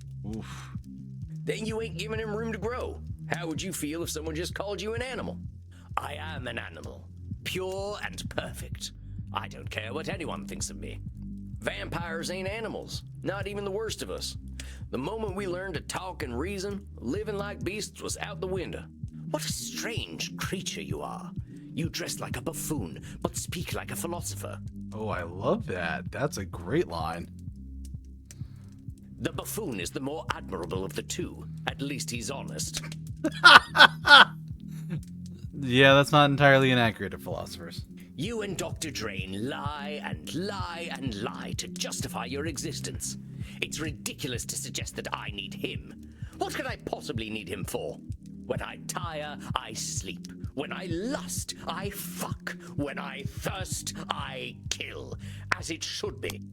There it is again, that simple thinking and them shoulds that are only yours. Come the hell on. You think we vampires should just go on autopilot? Fuck, sleep, kill, repeat? Well, naturally, we should ensure that those things are fun. Otherwise, what's the point in doing them? That's it right there. I agree with you entirely. About time. I'll remove my clothing then. Or perhaps I'll remove yours. But not so fast. You're missing the point. If we're doing these things because they're fun, well, everybody's got their own idea of fun. That's our human experience at work. Like me, for instance. I'm more of a high intimacy kind of lover. Oh, boff. You managed to make even delightful things seem so heinous. I'm only speaking the truth. What makes you so damn sure you know what being a vampire is anyway? Why do you think you've got it all figured out? Arrogance? Lie to yourself all you like, darling. We're all alike. I know what you crave. There's loads of us vampires out there, all with different experiences. You really think we're all the same? We are animals, darling. Like all depraved animals, we exist to ensure we continue to exist. If we do not, we embrace oblivion. Well, that's a heck of a jump. We ain't powerless against our baser instincts, far from it. We can be better people. We can live in harmony with others. It is utterly pointless to fight our natures. Oh, that poor mortal had a family. Who gives a damn? I'm thirsty. That poor mortal must consume in order to live, and so must I. He simply pretends not to enjoy it. I don't need to do any such thing. I love to kill. I love the taste of blood. Why would I love it if it weren't the only way to live? That's a fallacy, but I don't have it unlocked. Point is, you're gonna get real fucking bored if you don't find a reason to do what you're doing. Do you think I need a purpose? That's a mortal concern. I don't need a fucking legacy. I need blood. The only thing I should do is what I was made to do. You're just as bad as Dr. Drain with all them should statements. He keeps talking about what he shouldn't do, and you keep talking about what you should do. You both act so damn sure of yourselves. You're so damn sure blood is all you need. Did I forget to mention all the fucking? No, but hombre, you live forever. Food and sex is enough for animals. They got short lives. They get threatened and they die real quick. Very true. I know a lot of vampires who live like animals, and every single one of them is lost. Like 'em or not, Dr. Drain is your reason for living. Hell, if he didn't make this plasma stuff, you'd still be buried deep somewhere in his head. Fuck you. Dr. Drain is a pathetic little liar, and I will destroy him. That's what he wants. Then I'll come for you. If you're gonna kill me, you'd better be a quicker draw than I am. You wanna try your luck, compadre? No need. I do thirst, though, and I smell something downstairs. I smell mortals and virgins. Oh, how delicious. You've been holding out on me, cowboy. Not surprised that there's virgins in the Vampire Club. You can drink what's in that bottle till Dr. Drain comes back. I ain't letting the likes of you near them people. At least you're aware enough to know that I am a ravenous beast. And beast that I am, I must kill.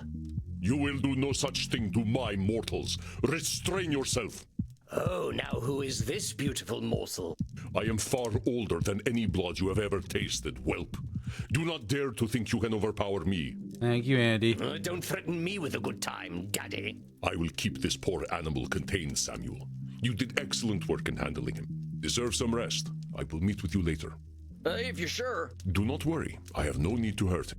Well, now I'm just disappointed. All right, Andy. I'll talk to you later.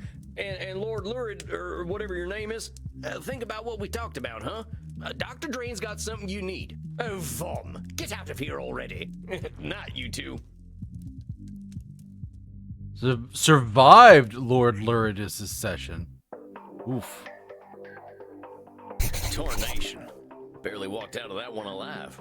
And I thought therapy was just talking. I could use a drink. If it isn't the Lone Ranger. Hey, Crimson. You look a little down, cowboy. Have a shot. I don't mind if I do. Rough one tonight. You could say that. My client went a little feral. Tried to attack me. That ain't good. I hope you booted their ass out. Well, here's the thing. He wasn't himself. The fella, he can't stand being a vampire, so the vampire comes out in nasty ways. Don't put yourself into too much danger, cowboy. Cleaning up a pile of ashes isn't my idea of a good night. So what? He just went and turned into a monster? More or less. Went from a restrained fella to a hedonist beast. How do you think you handled it? Pretty well. I think I did all right. I learned a whole bunch of cognitive distortions now, so I was still able to challenge the beast. Well, the way I figure it, he's still desperate for help, even if he doesn't act like it. I can see why Andy likes you. A heart's still beating in there. I'm a creature of the night, too. I just want to help my kin. People like talking to you, cowboy. They can't help sharing their lives with you. Whatever it is about you, folks are always going to prefer talking to you over killing you. I surely do hope you're right. You know my big secret already.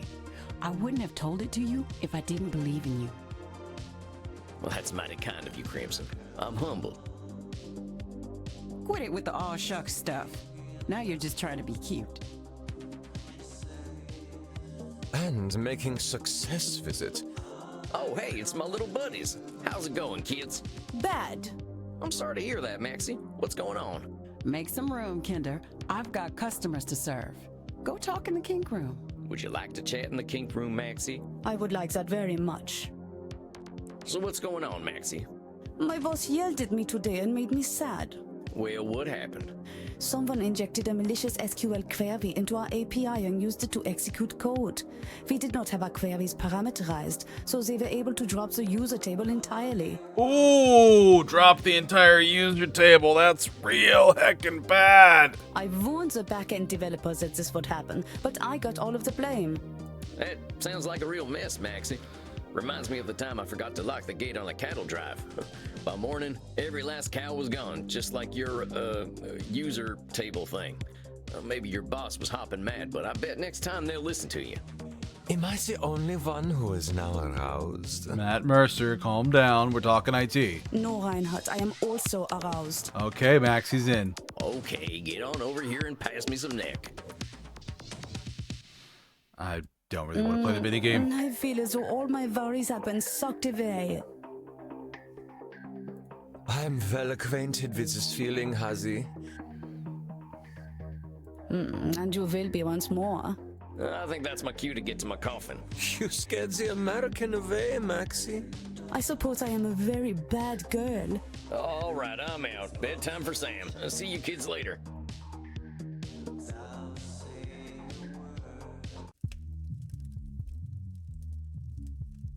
Samuel, greetings. Oh, hey, Andy. And checkpoint. What is wrong, my friend? You don't seem your chipper American self. I guess I ain't too happy to be seeing tonight's client. I'm still feeling the tongue lashing she gave me last time. Ah, yes, the Senora Deuscain. She certainly has a way with words. It ain't that.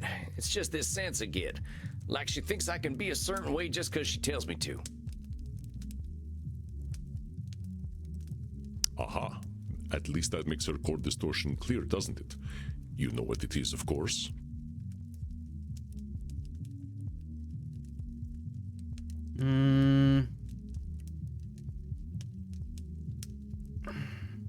It's not labeling me.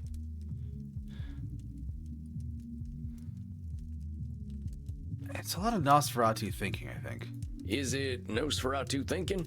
She's sure a lady of extremes. She is, but what is the type of extreme thinking she exhibits? Let's see. That lady's got control fallacies out the wazoo, and they've given her centuries of stress. I do not know this term, wazoo, but you are correct. The woman who chooses immortality so that she can ensure her family makes the correct decisions probably has some control issues. And taking out her stress on me.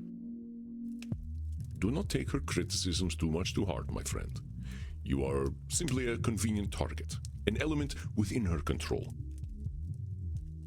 That still don't make it much fun. I will not deny that Senora Deuscain is a confrontational client, but take her presence as a gift, however you can. A woman so powerful in her time has much to teach us. You have all the tools you need at your disposal to help her. Consider your approach. Okay, control fallacy. We'll grab disqualifying the positive and labeling.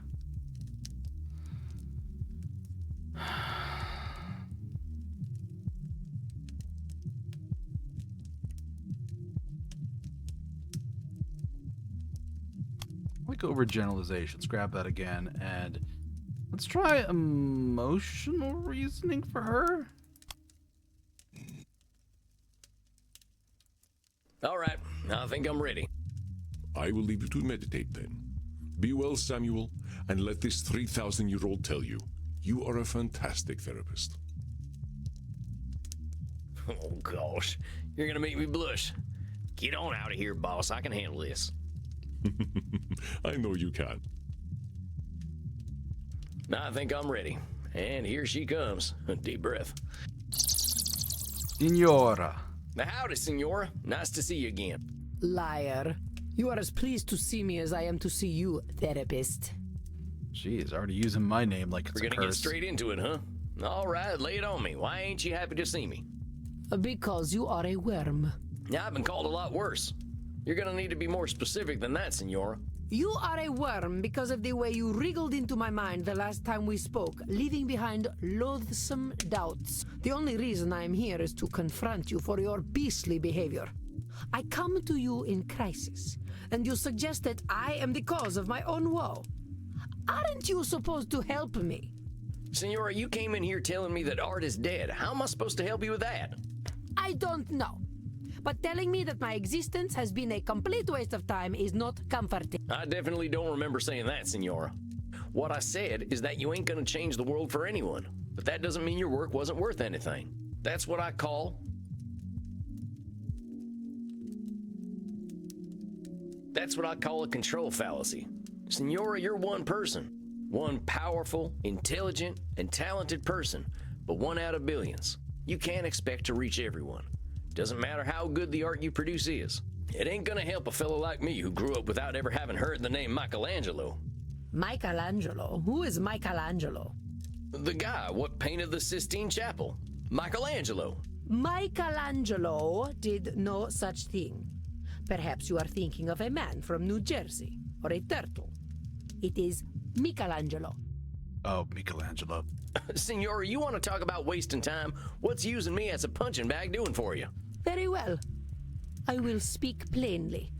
I am angry with you, Mr. Walls. Yes, perhaps not all I did was a waste of time, effort, and pain, but to think that much of it was, this is most horrifying.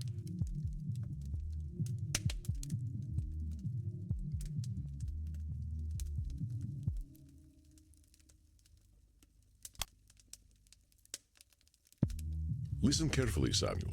It is not only truth that harms the Senora, but also the way she perceives truth. Oh, it's disqualifying the positive. Yes, perhaps not all I did was a waste of time, effort, and pain, but to think that much of it was, this is... Listen carefully, Samuel. No? It is not only truth that harms the Senora, but also the way she perceives truth.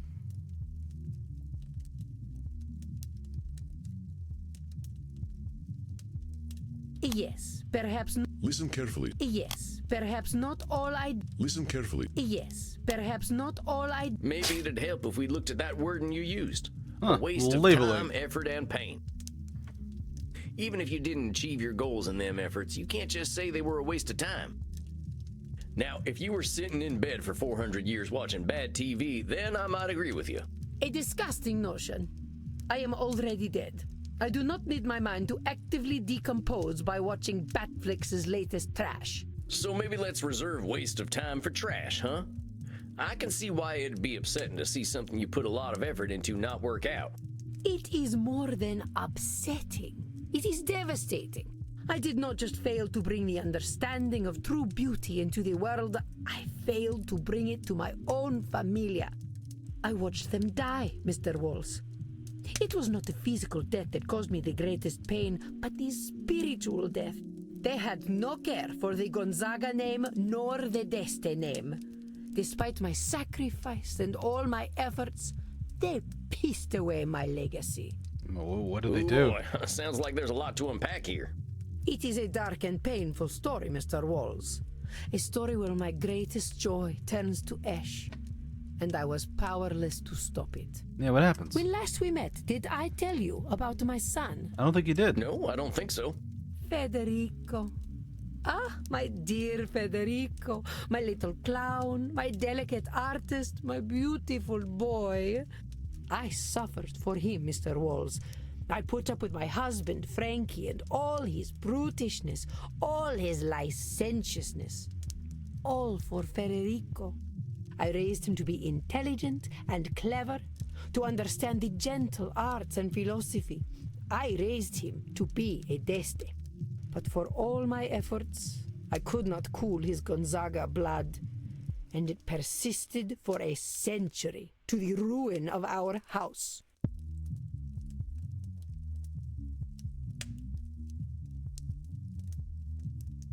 Oh, I don't have should statements here.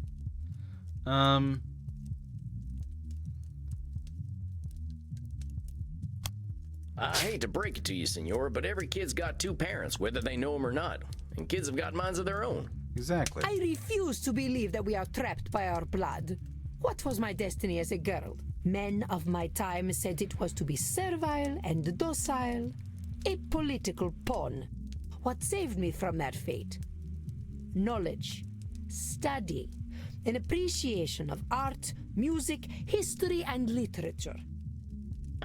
In the same way, I should have been able to save my son. Should statement that I don't have it for. So that's why it lights up. But my failure did not end with my darling Federico.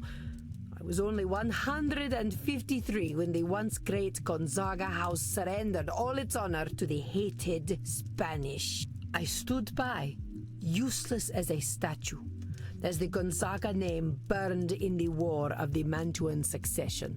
Mantuan Succession?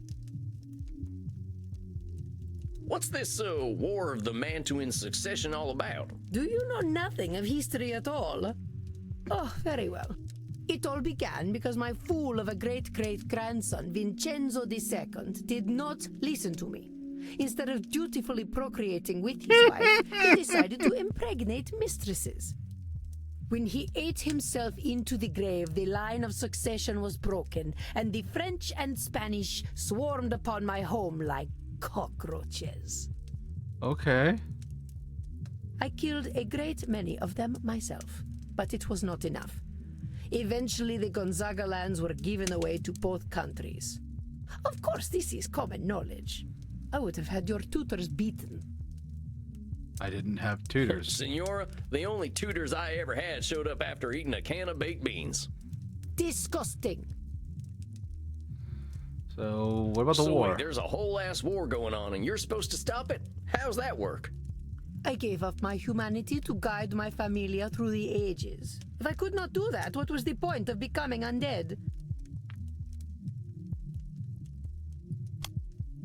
Nope. The Senora has put a lot of pressure on herself and dire consequences for failure. Would you not say, Samuel? I gave up my... Senor, being a vampire gives us a lot of powers, but it doesn't give us the power to control a single human being, let alone a whole dynasty of them. Exactly. When the heck have we ever listened to our betters? I ain't no historian, but I know enough to know people are liable to making the same mistakes over and over again. Humans have got that whole pesky free will thing that makes them do dumb things. Very Perhaps true. you are correct. Stupidity is inevitable. I understand what you are trying to do, Mr. Walls. What am I trying to do, Senora? So I thought my last name was Wells. You are trying to tell me that I've been living a lie for more than 400 years. I ain't doing anything like that, Senora. Do not fret, peasant. We are in agreement. I have been living a lie. We all have. As I told you last time, I know my own foolishness. But time has not made my mortal concerns fade. In my mind, I know that virtue, love, chastity, wisdom, honor, these kinds of words were created by men to make us supplicant. But, fool that I am, I still love the idea of virtue. I have loved it ever since I was a child. You're calling yourself a fool? It ain't foolish to have ideals, Senora. Wanting to better ourselves is maybe the thing that makes us human. Perhaps, but whose better do we strive toward? That I follow the better of old perverts is what makes me foolish. Senora, people have been following the ideals of old perverts for thousands of years. Why are you a fool? Do not mistake, Mr. Walls. We are all fools. Oh, well, that's better then. Mind your tone. I will tolerate a fool, but not an impertinent one. As I was saying, my folly was to fall in love with these ideals as a child. I used to love all the tales of Roman mythology. I saw myself in all the goddesses. I saw my strength and chastity in Diana. Ooh, I like her my smile. wisdom. In Venus, I saw my timeless beauty and romantic nature. Romantic nature. Romantic nature? What a wretched parrot I hear. Do not look at me so. Yes, I was a romantic. Until reality came crashing down upon me. Look at this painting I had commissioned. What am I looking at? I don't know much about art.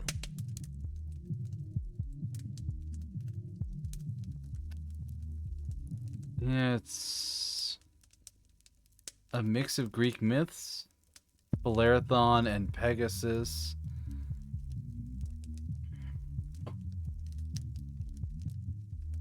I don't recognize all the imagery, but... The figures standing upon the arch are Venus and Mars. Mars is portrayed by my idiot husband, Frankie. Beside him, I stand as Venus. Oh, I'm not sure where I'm supposed to be looking. You may appreciate my beauty, peasant, but do not let your eyes linger upon my once supple body overlong. This is art, not pornography. But look closer and you will see that even this art is a lie. This is the dream of a foolish girl. To be enjoined in pure romantic love with a handsome warrior.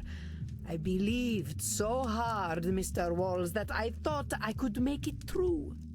But this handsome man is not Frankie. This is Frankie. He is not Mars, but Vulcan. Well, he's got some abs. I'll give him that. Yes, I did not shy from truth. But see how love's aim goes amiss and strikes his gangrenous penis rather than his heart. See the grapes behind him, for the drunkard is never far from his true love. See how he flails helplessly, as if begging a true warrior to put a sword in his belly. Isabella, come on. I'm sensing we've got some work to do around your husband. Whatever gave you that impression? The man was created solely to crush my view of the world and my place in it. Naturally, I might have some issues around him. That's a little bit of Nosferatu thinking. I now believe that Frankie was the truest man I ever met.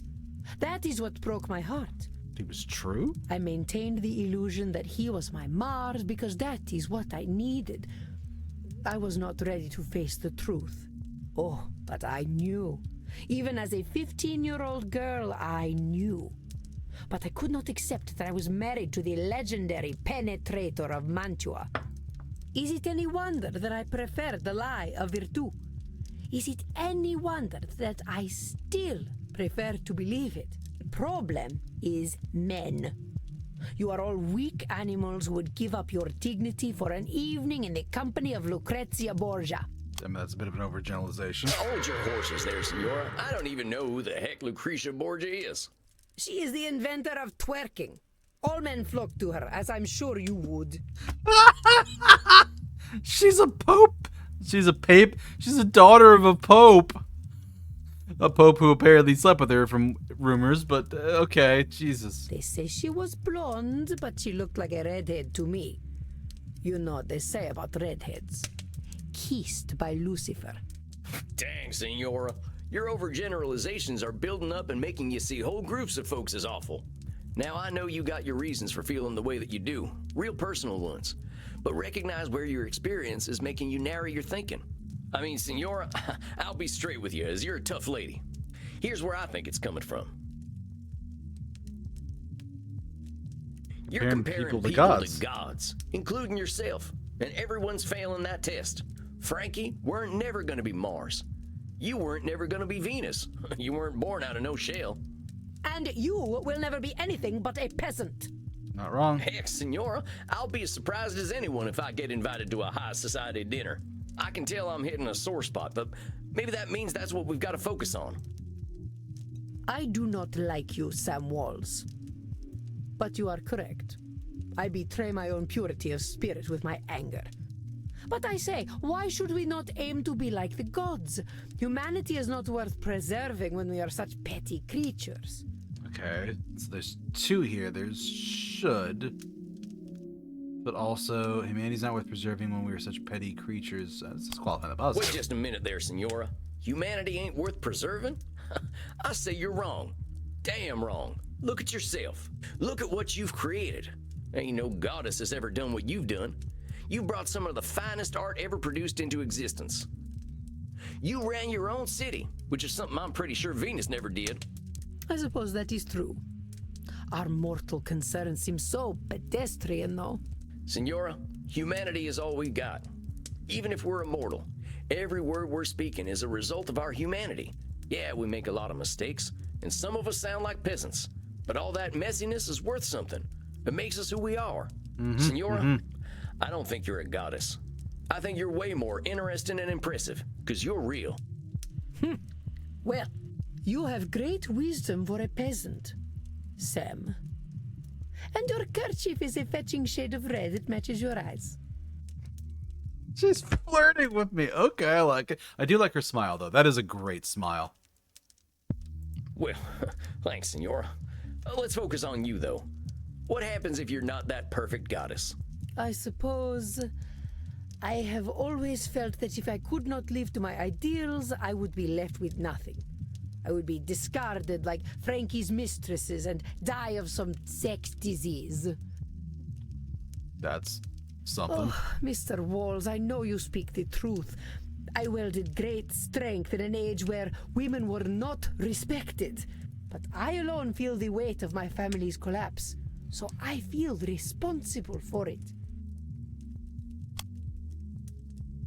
Does Senora Deste's feeling of responsibility for her family, does Senora Deste's feeling of responsibility for her family make them her responsibility, Samuel?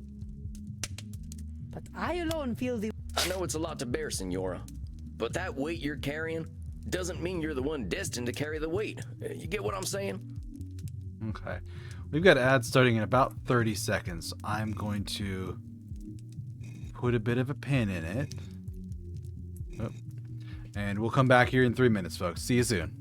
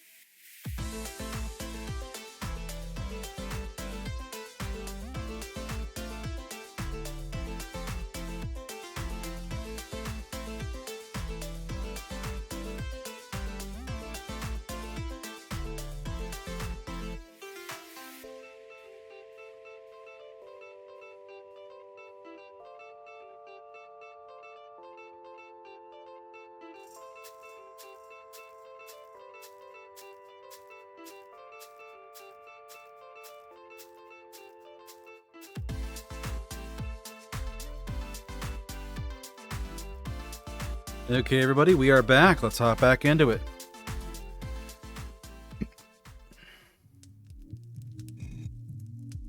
I know that's a lot to bear, Senora, but that weight you're carrying doesn't mean you're the one destined to carry that weight. You got what I'm saying? This sounds like some of that excellent peasant wisdom of yours.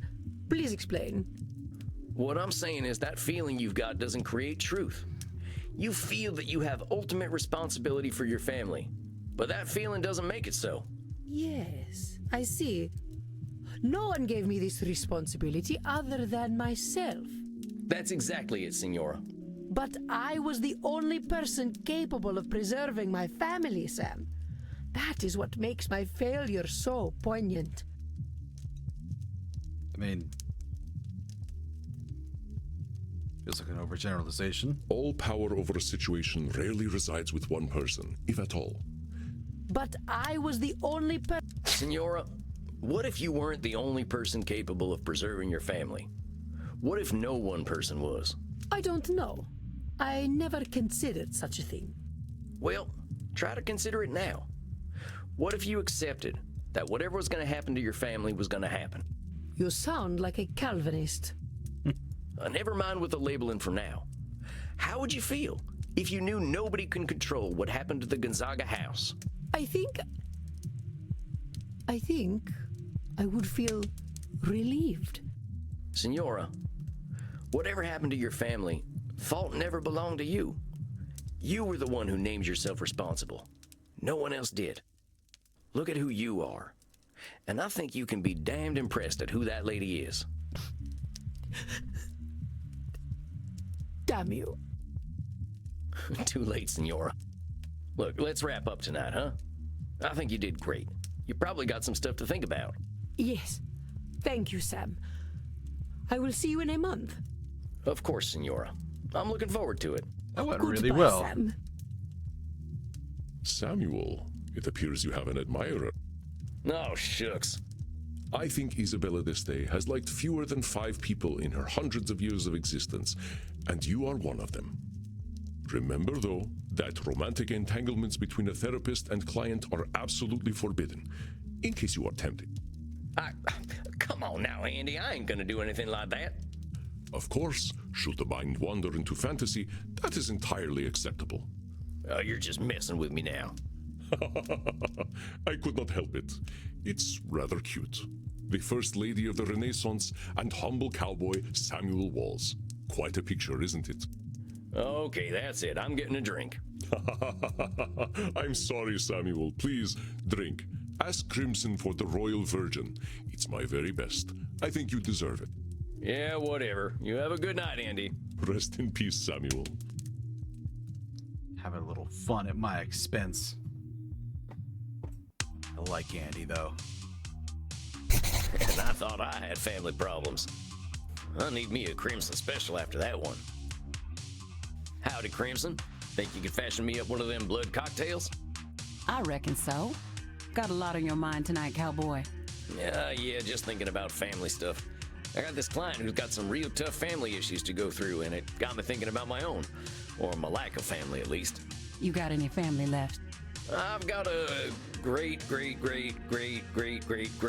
granddaughter kicking around apparently, but she's got no connection to this old cowpoke. Not sure what she'd say if a man dressed like a cowboy introduced himself as her vampire relative from the 1800s.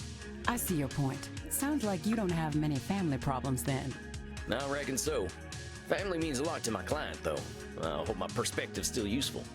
How do you think she's handling her therapy so far? Pretty well. I think she's doing pretty well, honestly. She spent a long time judging herself by her family's achievements, but I think she's starting to recognize the fruitlessness in that. Seems like you don't need her family to be able to give her some hope. I suppose not. Rich family problems were never going to be my specialty anyway. You got family back home, Crimson? Yeah, I've got some family. We don't talk too much. I went a little wild after I got my diagnosis. They're not too fond of my lifestyle choices, but hey, at least I'm alive. And I get to hear them gossiping about how I don't age. Well, you chose a good age to stop getting older. I often wish I weren't such a dusty old corpse, but death comes when it comes. Sometimes he's still waiting for me to give him an opening. Death always is. Pardon me for asking, but is there a reason you're choosing not to be a vampire? There is, but I'm not talking about it tonight. A little mystery makes life a bit spicier, don't you think, cowboy? Yeah, I'm intrigued. I want to hear what that I wasn't trying is. to pry or nothing. Bullshit. I know you're curious. Here, consolation prize. But what is it? Black Widow. Black stuff's just food coloring. Figured you were in the mood for a scary lady tonight. Thank you kindly, ma'am. Think I'll take this to my coffin for a quiet night. You do that, honey. And don't spill in Andy's coffin. He'll act like he's not mad, but you know he's mad. Why should I be upset? What has happened, has happened. Not bad, cowboy. Okay, I'm going. See you later, Crimson. There we are. Gotta get me one of these fancy coffins for back home. Now, let's see. What am I in the mood for? I think I'm either gonna find a passage from Little Women that suits me, or I'm gonna watch Shemp get smacked in the head with a hot iron. Or I'm going to bed. Yeah, just go to bed tonight. Well, that's enough fun for one day. Good night, son. See you in hell.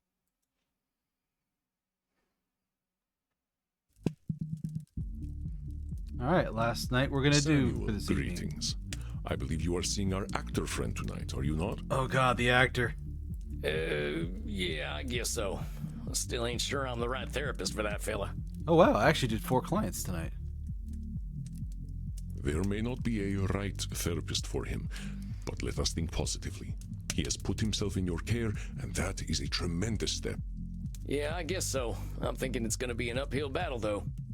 At least his core distortion is clear, don't you think? You know what it is, I am sure. He's being a dramatic bitch.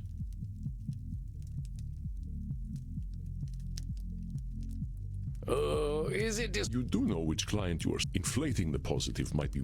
Right. Guess I had a little brain fart. It's gotta be emotional reasoning. I ain't never seen someone so dramatic. Certainly Edmund's thinking is derived from his intense emotions. But what spurs his emotions? It's personalization, right?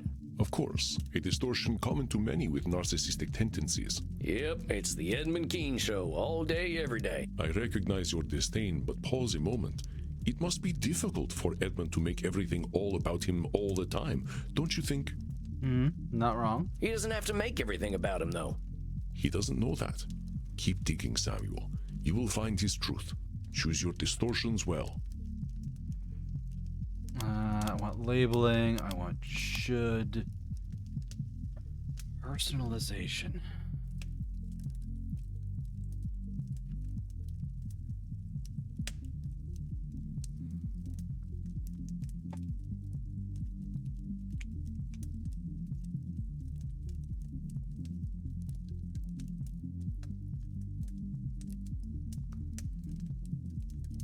Gonna end up doubling up on something.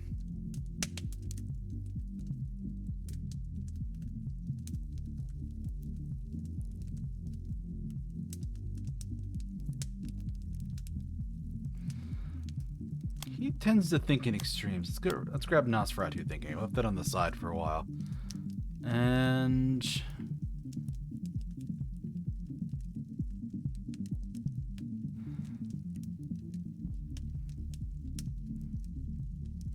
overgeneralizations were a type of Nosferatu thinking. Disqualifying the positive was one of the originals, I think.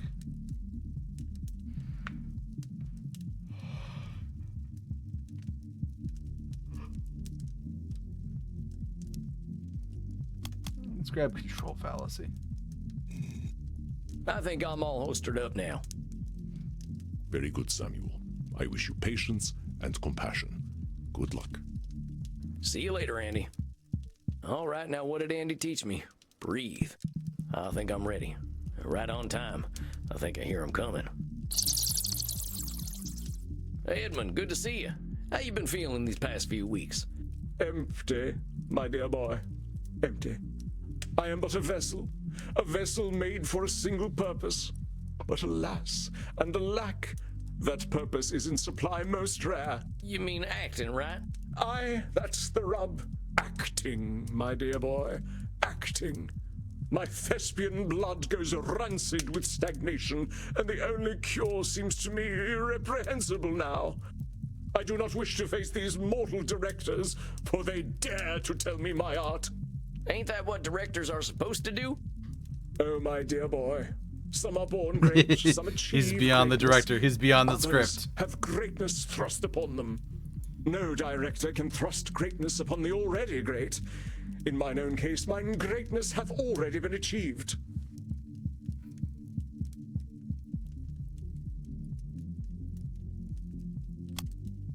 There is no room for improvement in Edmund at all. Is he truly perfect? I am going to make an educated guess and say that this is untrue. No director can thrust greatness upon the already great.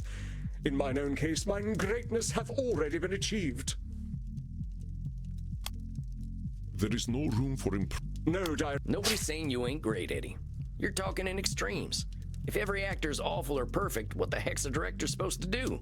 A most unenviable position, to be sure. I have directed, and did find it most odious. Indeed, a great actor can make the less talented seem even smaller. But you get it. All the director's doing is making sure everyone's doing what they're best at, right? That ain't saying you ain't great. I suppose, but it is most frustrating when I know best. Well, maybe you can help me understand a little better. You said that greatness was thrust upon you, right? How did that happen? Yeah, what's going on? Ah, you are curious to hear what circumstances created this actor non pare. I cannot blame you. Well, recounting such a history will please me indeed. I first rattled the foundations of the stage as a mere babe. Indeed, too young for memory, and yet old enough to command attention.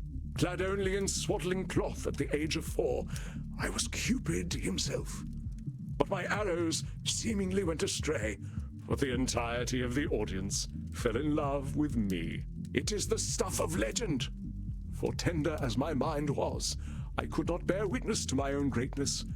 But it does prove that I was indeed born great. But you said greatness was thrust upon you. It was a matter of necessity. You may not guess it from my gentle speech, but I am no lordling. Selfishly, and surely to spite me, my father shuffled off his mortal coil when I was but a babe in arms, ere I ever graced the stage. It left my mother and myself in dire straits. It's not a label. It's not a should statement. Selfishly and purely to spite me. Hold on a sec. You said your old man died selfishly. What do you mean? Well, what kind of a father drinks himself to death when he has a beautiful baby son at home? A bad father? I at least waited until my son was older before I did the same. Eddie, come on. Listen to yourself. I'm sure you didn't die to spite your son, just as your pa didn't die to spite you. I ain't gonna deny his choices hurt you, but they weren't all about you. Forgive me then. 'Tis ever the fate of an actor to feel every emotion more keenly. The situation my mother and I were left in was most precarious. We were the lowest of the low, you see. We lived in the rookeries and begged for our bread. But he that hath wit must make content with his fortune's fit. And oh, did we beg. She was my Queen Gertrude, and I her filthy little Hamlet. Did I mention I played Hamlet at age 14? No, I hadn't heard that. Well, anyway, my mother was a competent actress, but it was my wit alone that saved us from destitution. Sure it was.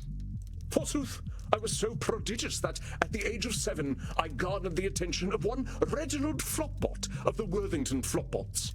'Twas he who paid to get me off the streets and into the dormitories. He said, "Edmund, my cherub, the streets are not for you. One day you will be the greatest of actors." Hey, how about that? You went and proved him right. Piffle.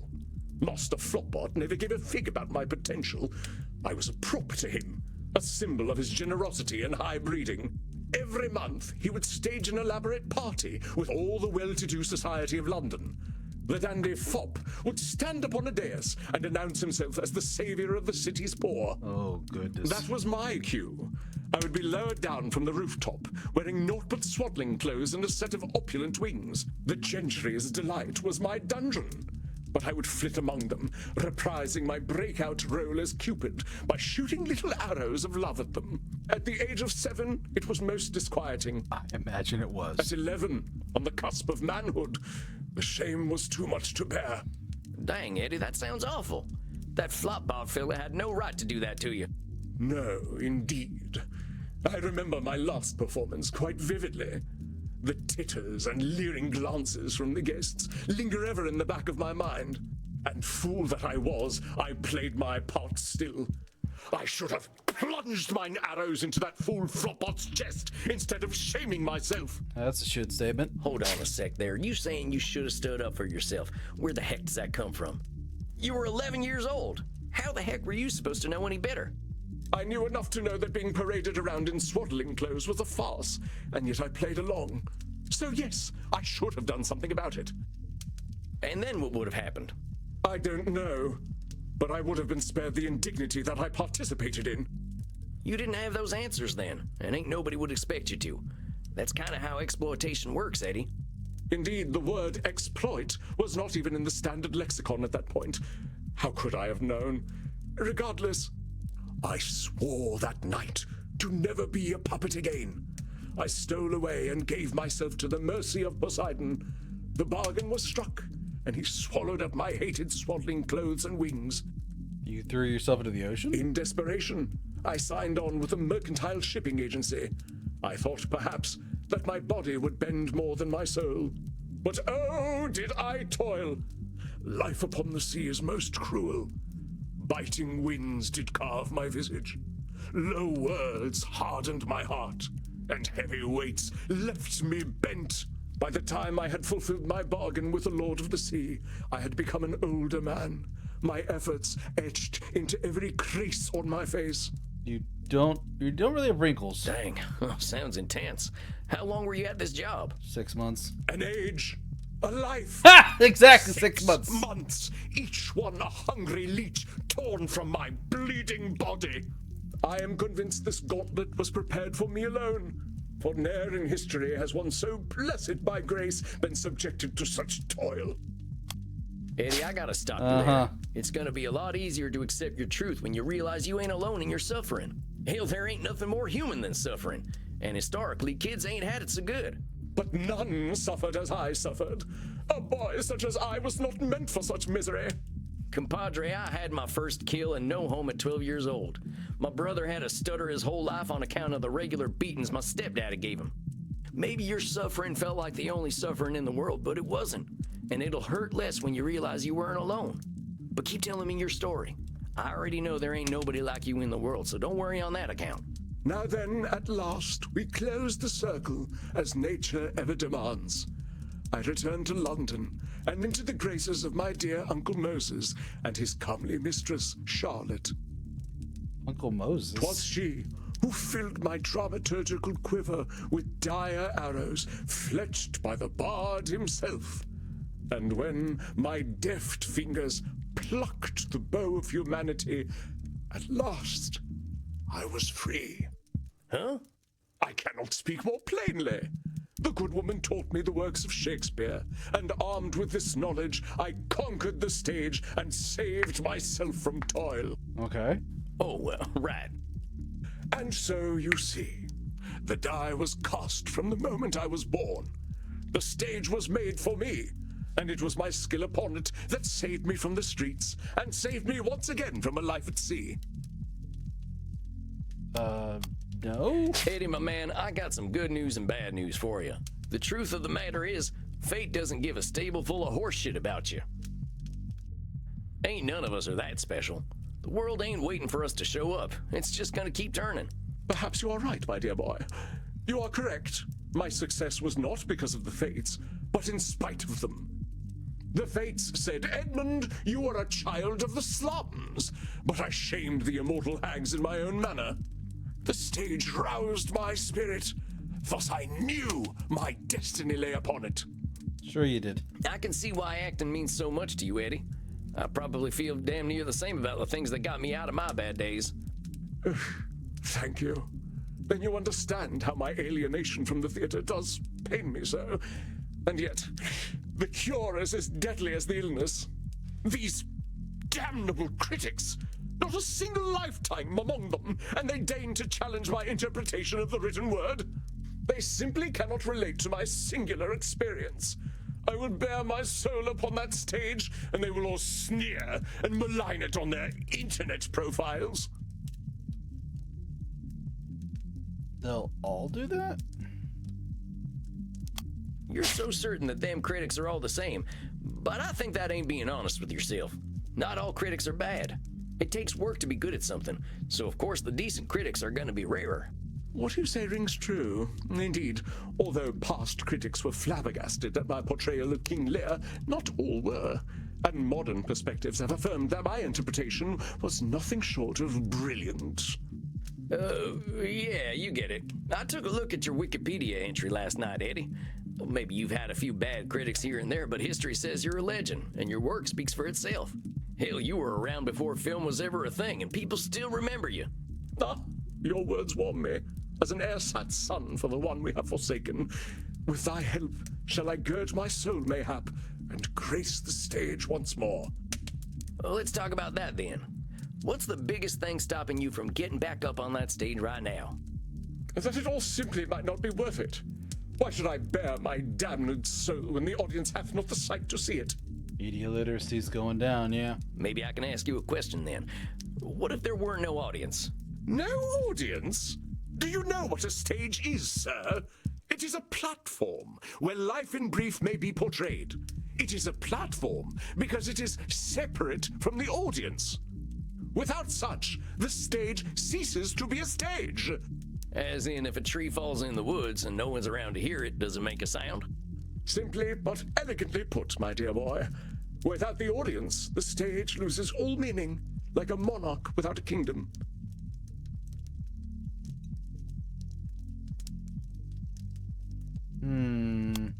Just a minute there, partner. You're saying All right. that the stage is nothing without the audience. But I gotta ask you, where does the acting come from? Ah, but from simple tongues, the purest of queries, narrow in breadth, but as deep as the sea. The source of acting is everything, my boy. The beating of every heart, the cry of every child, the fluttering of a butterfly's wings.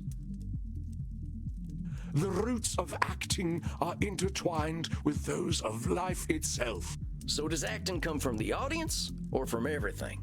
My dear boy, you prove yet again, as the bard oft did, that 'tis the fool who sees the truth as it is. I bow to your simple wisdom. He just called me a fool. Thanks, I guess. Let's figure out how we can bring it back to acting. Forget the audience. I know we can't see in mirrors and all, but what do you think of filming yourself? Brilliant notion. Yes, I shall become my own audience. I shall bring myself to rapture. Forsooth, if I cannot pleasure myself, whom can I pleasure? Edmund? We're still talking about acting, right? Oh, my dear boy, the pleasures of the flesh are secondary to one who knows character above all else. Indeed, we speak of the noble art. I shall do as you suggest. If there is one on this lonely orb that can inspire an artist such as I, it is myself. I ain't sure I'd put it exactly that way, but I think you're touching on the thing we've been talking about. The motivation's got to come from you, amigo. We are of one mind, dear boy. Perhaps I left my muse in the mortal realm, but I shall find him once more. Not only for myself, but also for my public. Yea, the masses flock to my Wikipedia page as moths to a flame, each a silent plea for the return of the one true artisan of the stage. Not a label. Edmund sees his individual qualities as spurring others into action. Does he assume too much about himself? Yea, the masses flock to my Wikipedia page as moths to a flame, each a silent plea for the return of the one true artisan of the stage. Edmund sees his individual quality. Yea, the masses flock to my... Edmund sees... Yea... Now hold your horses there, fella. You're reading a little too much into the whole Wikipedia thing. There's 1.5 million reasons why people might be looking you up.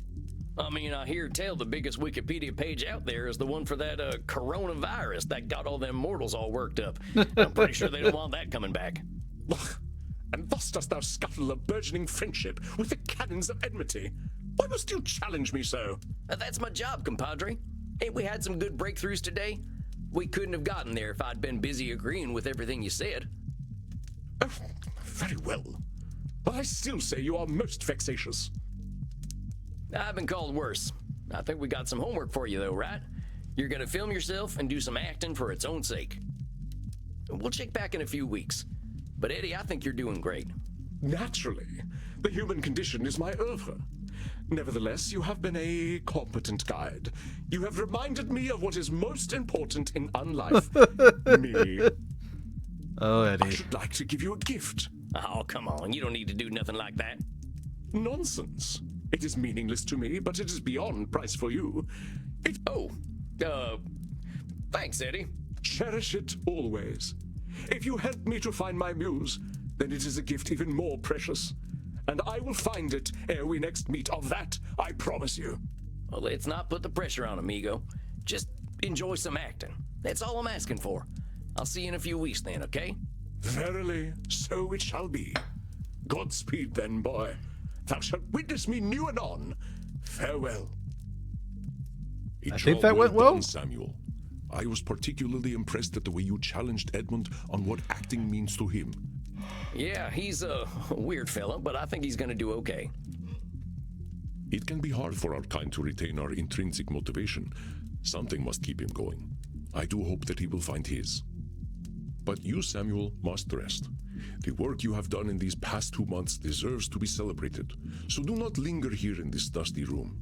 Perhaps you can even be encouraged to dance. I think I'm gonna need a lot more therapy myself to get to that point. Very well, Samuel. Then let us at least make sure you get well nourished. Find a friendly neck downstairs, my friend. You deserve it. And rest in peace.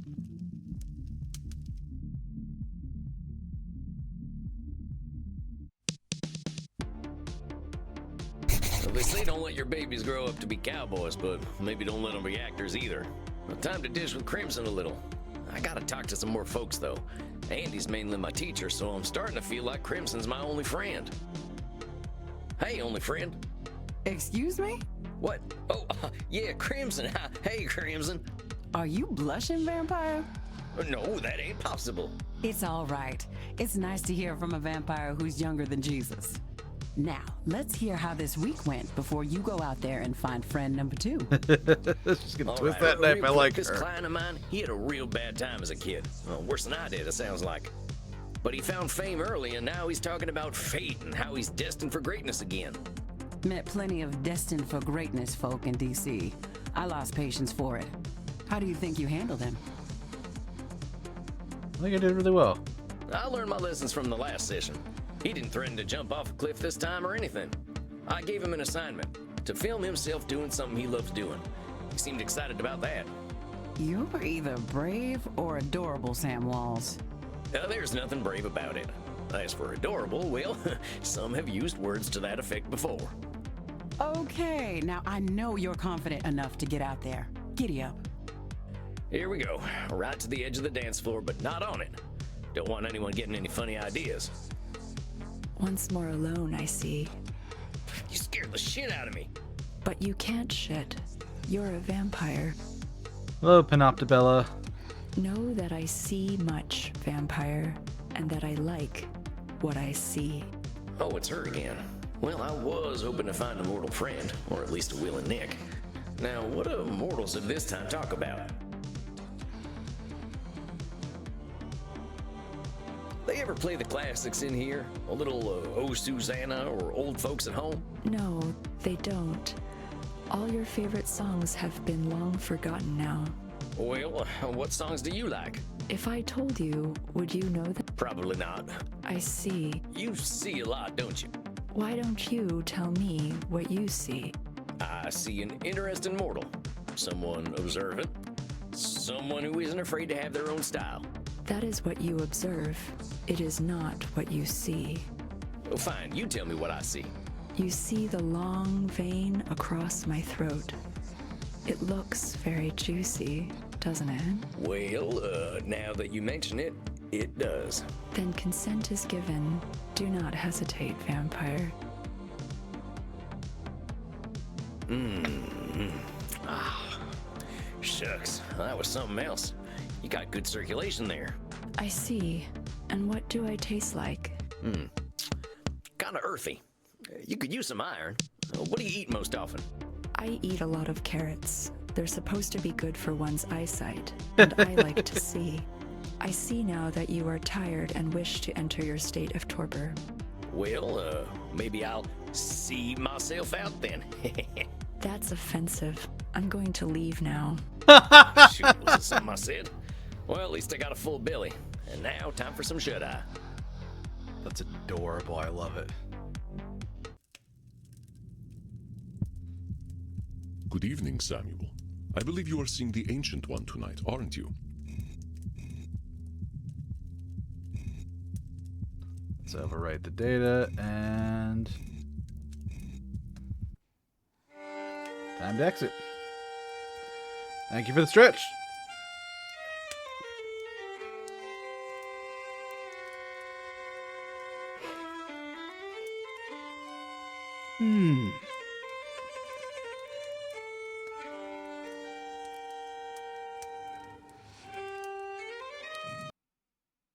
Let's see if we can find somebody to raid.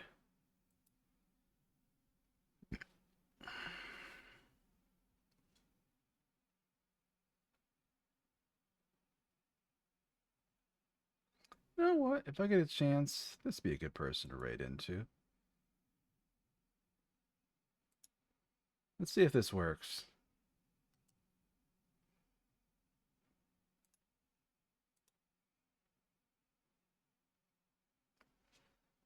Yeah, looks like that's working.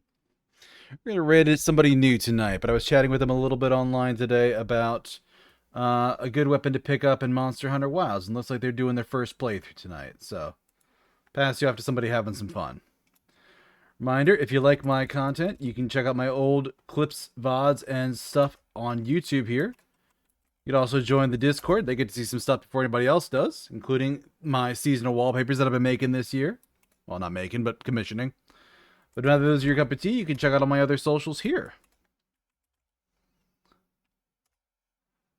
There's going to be the raid message tonight.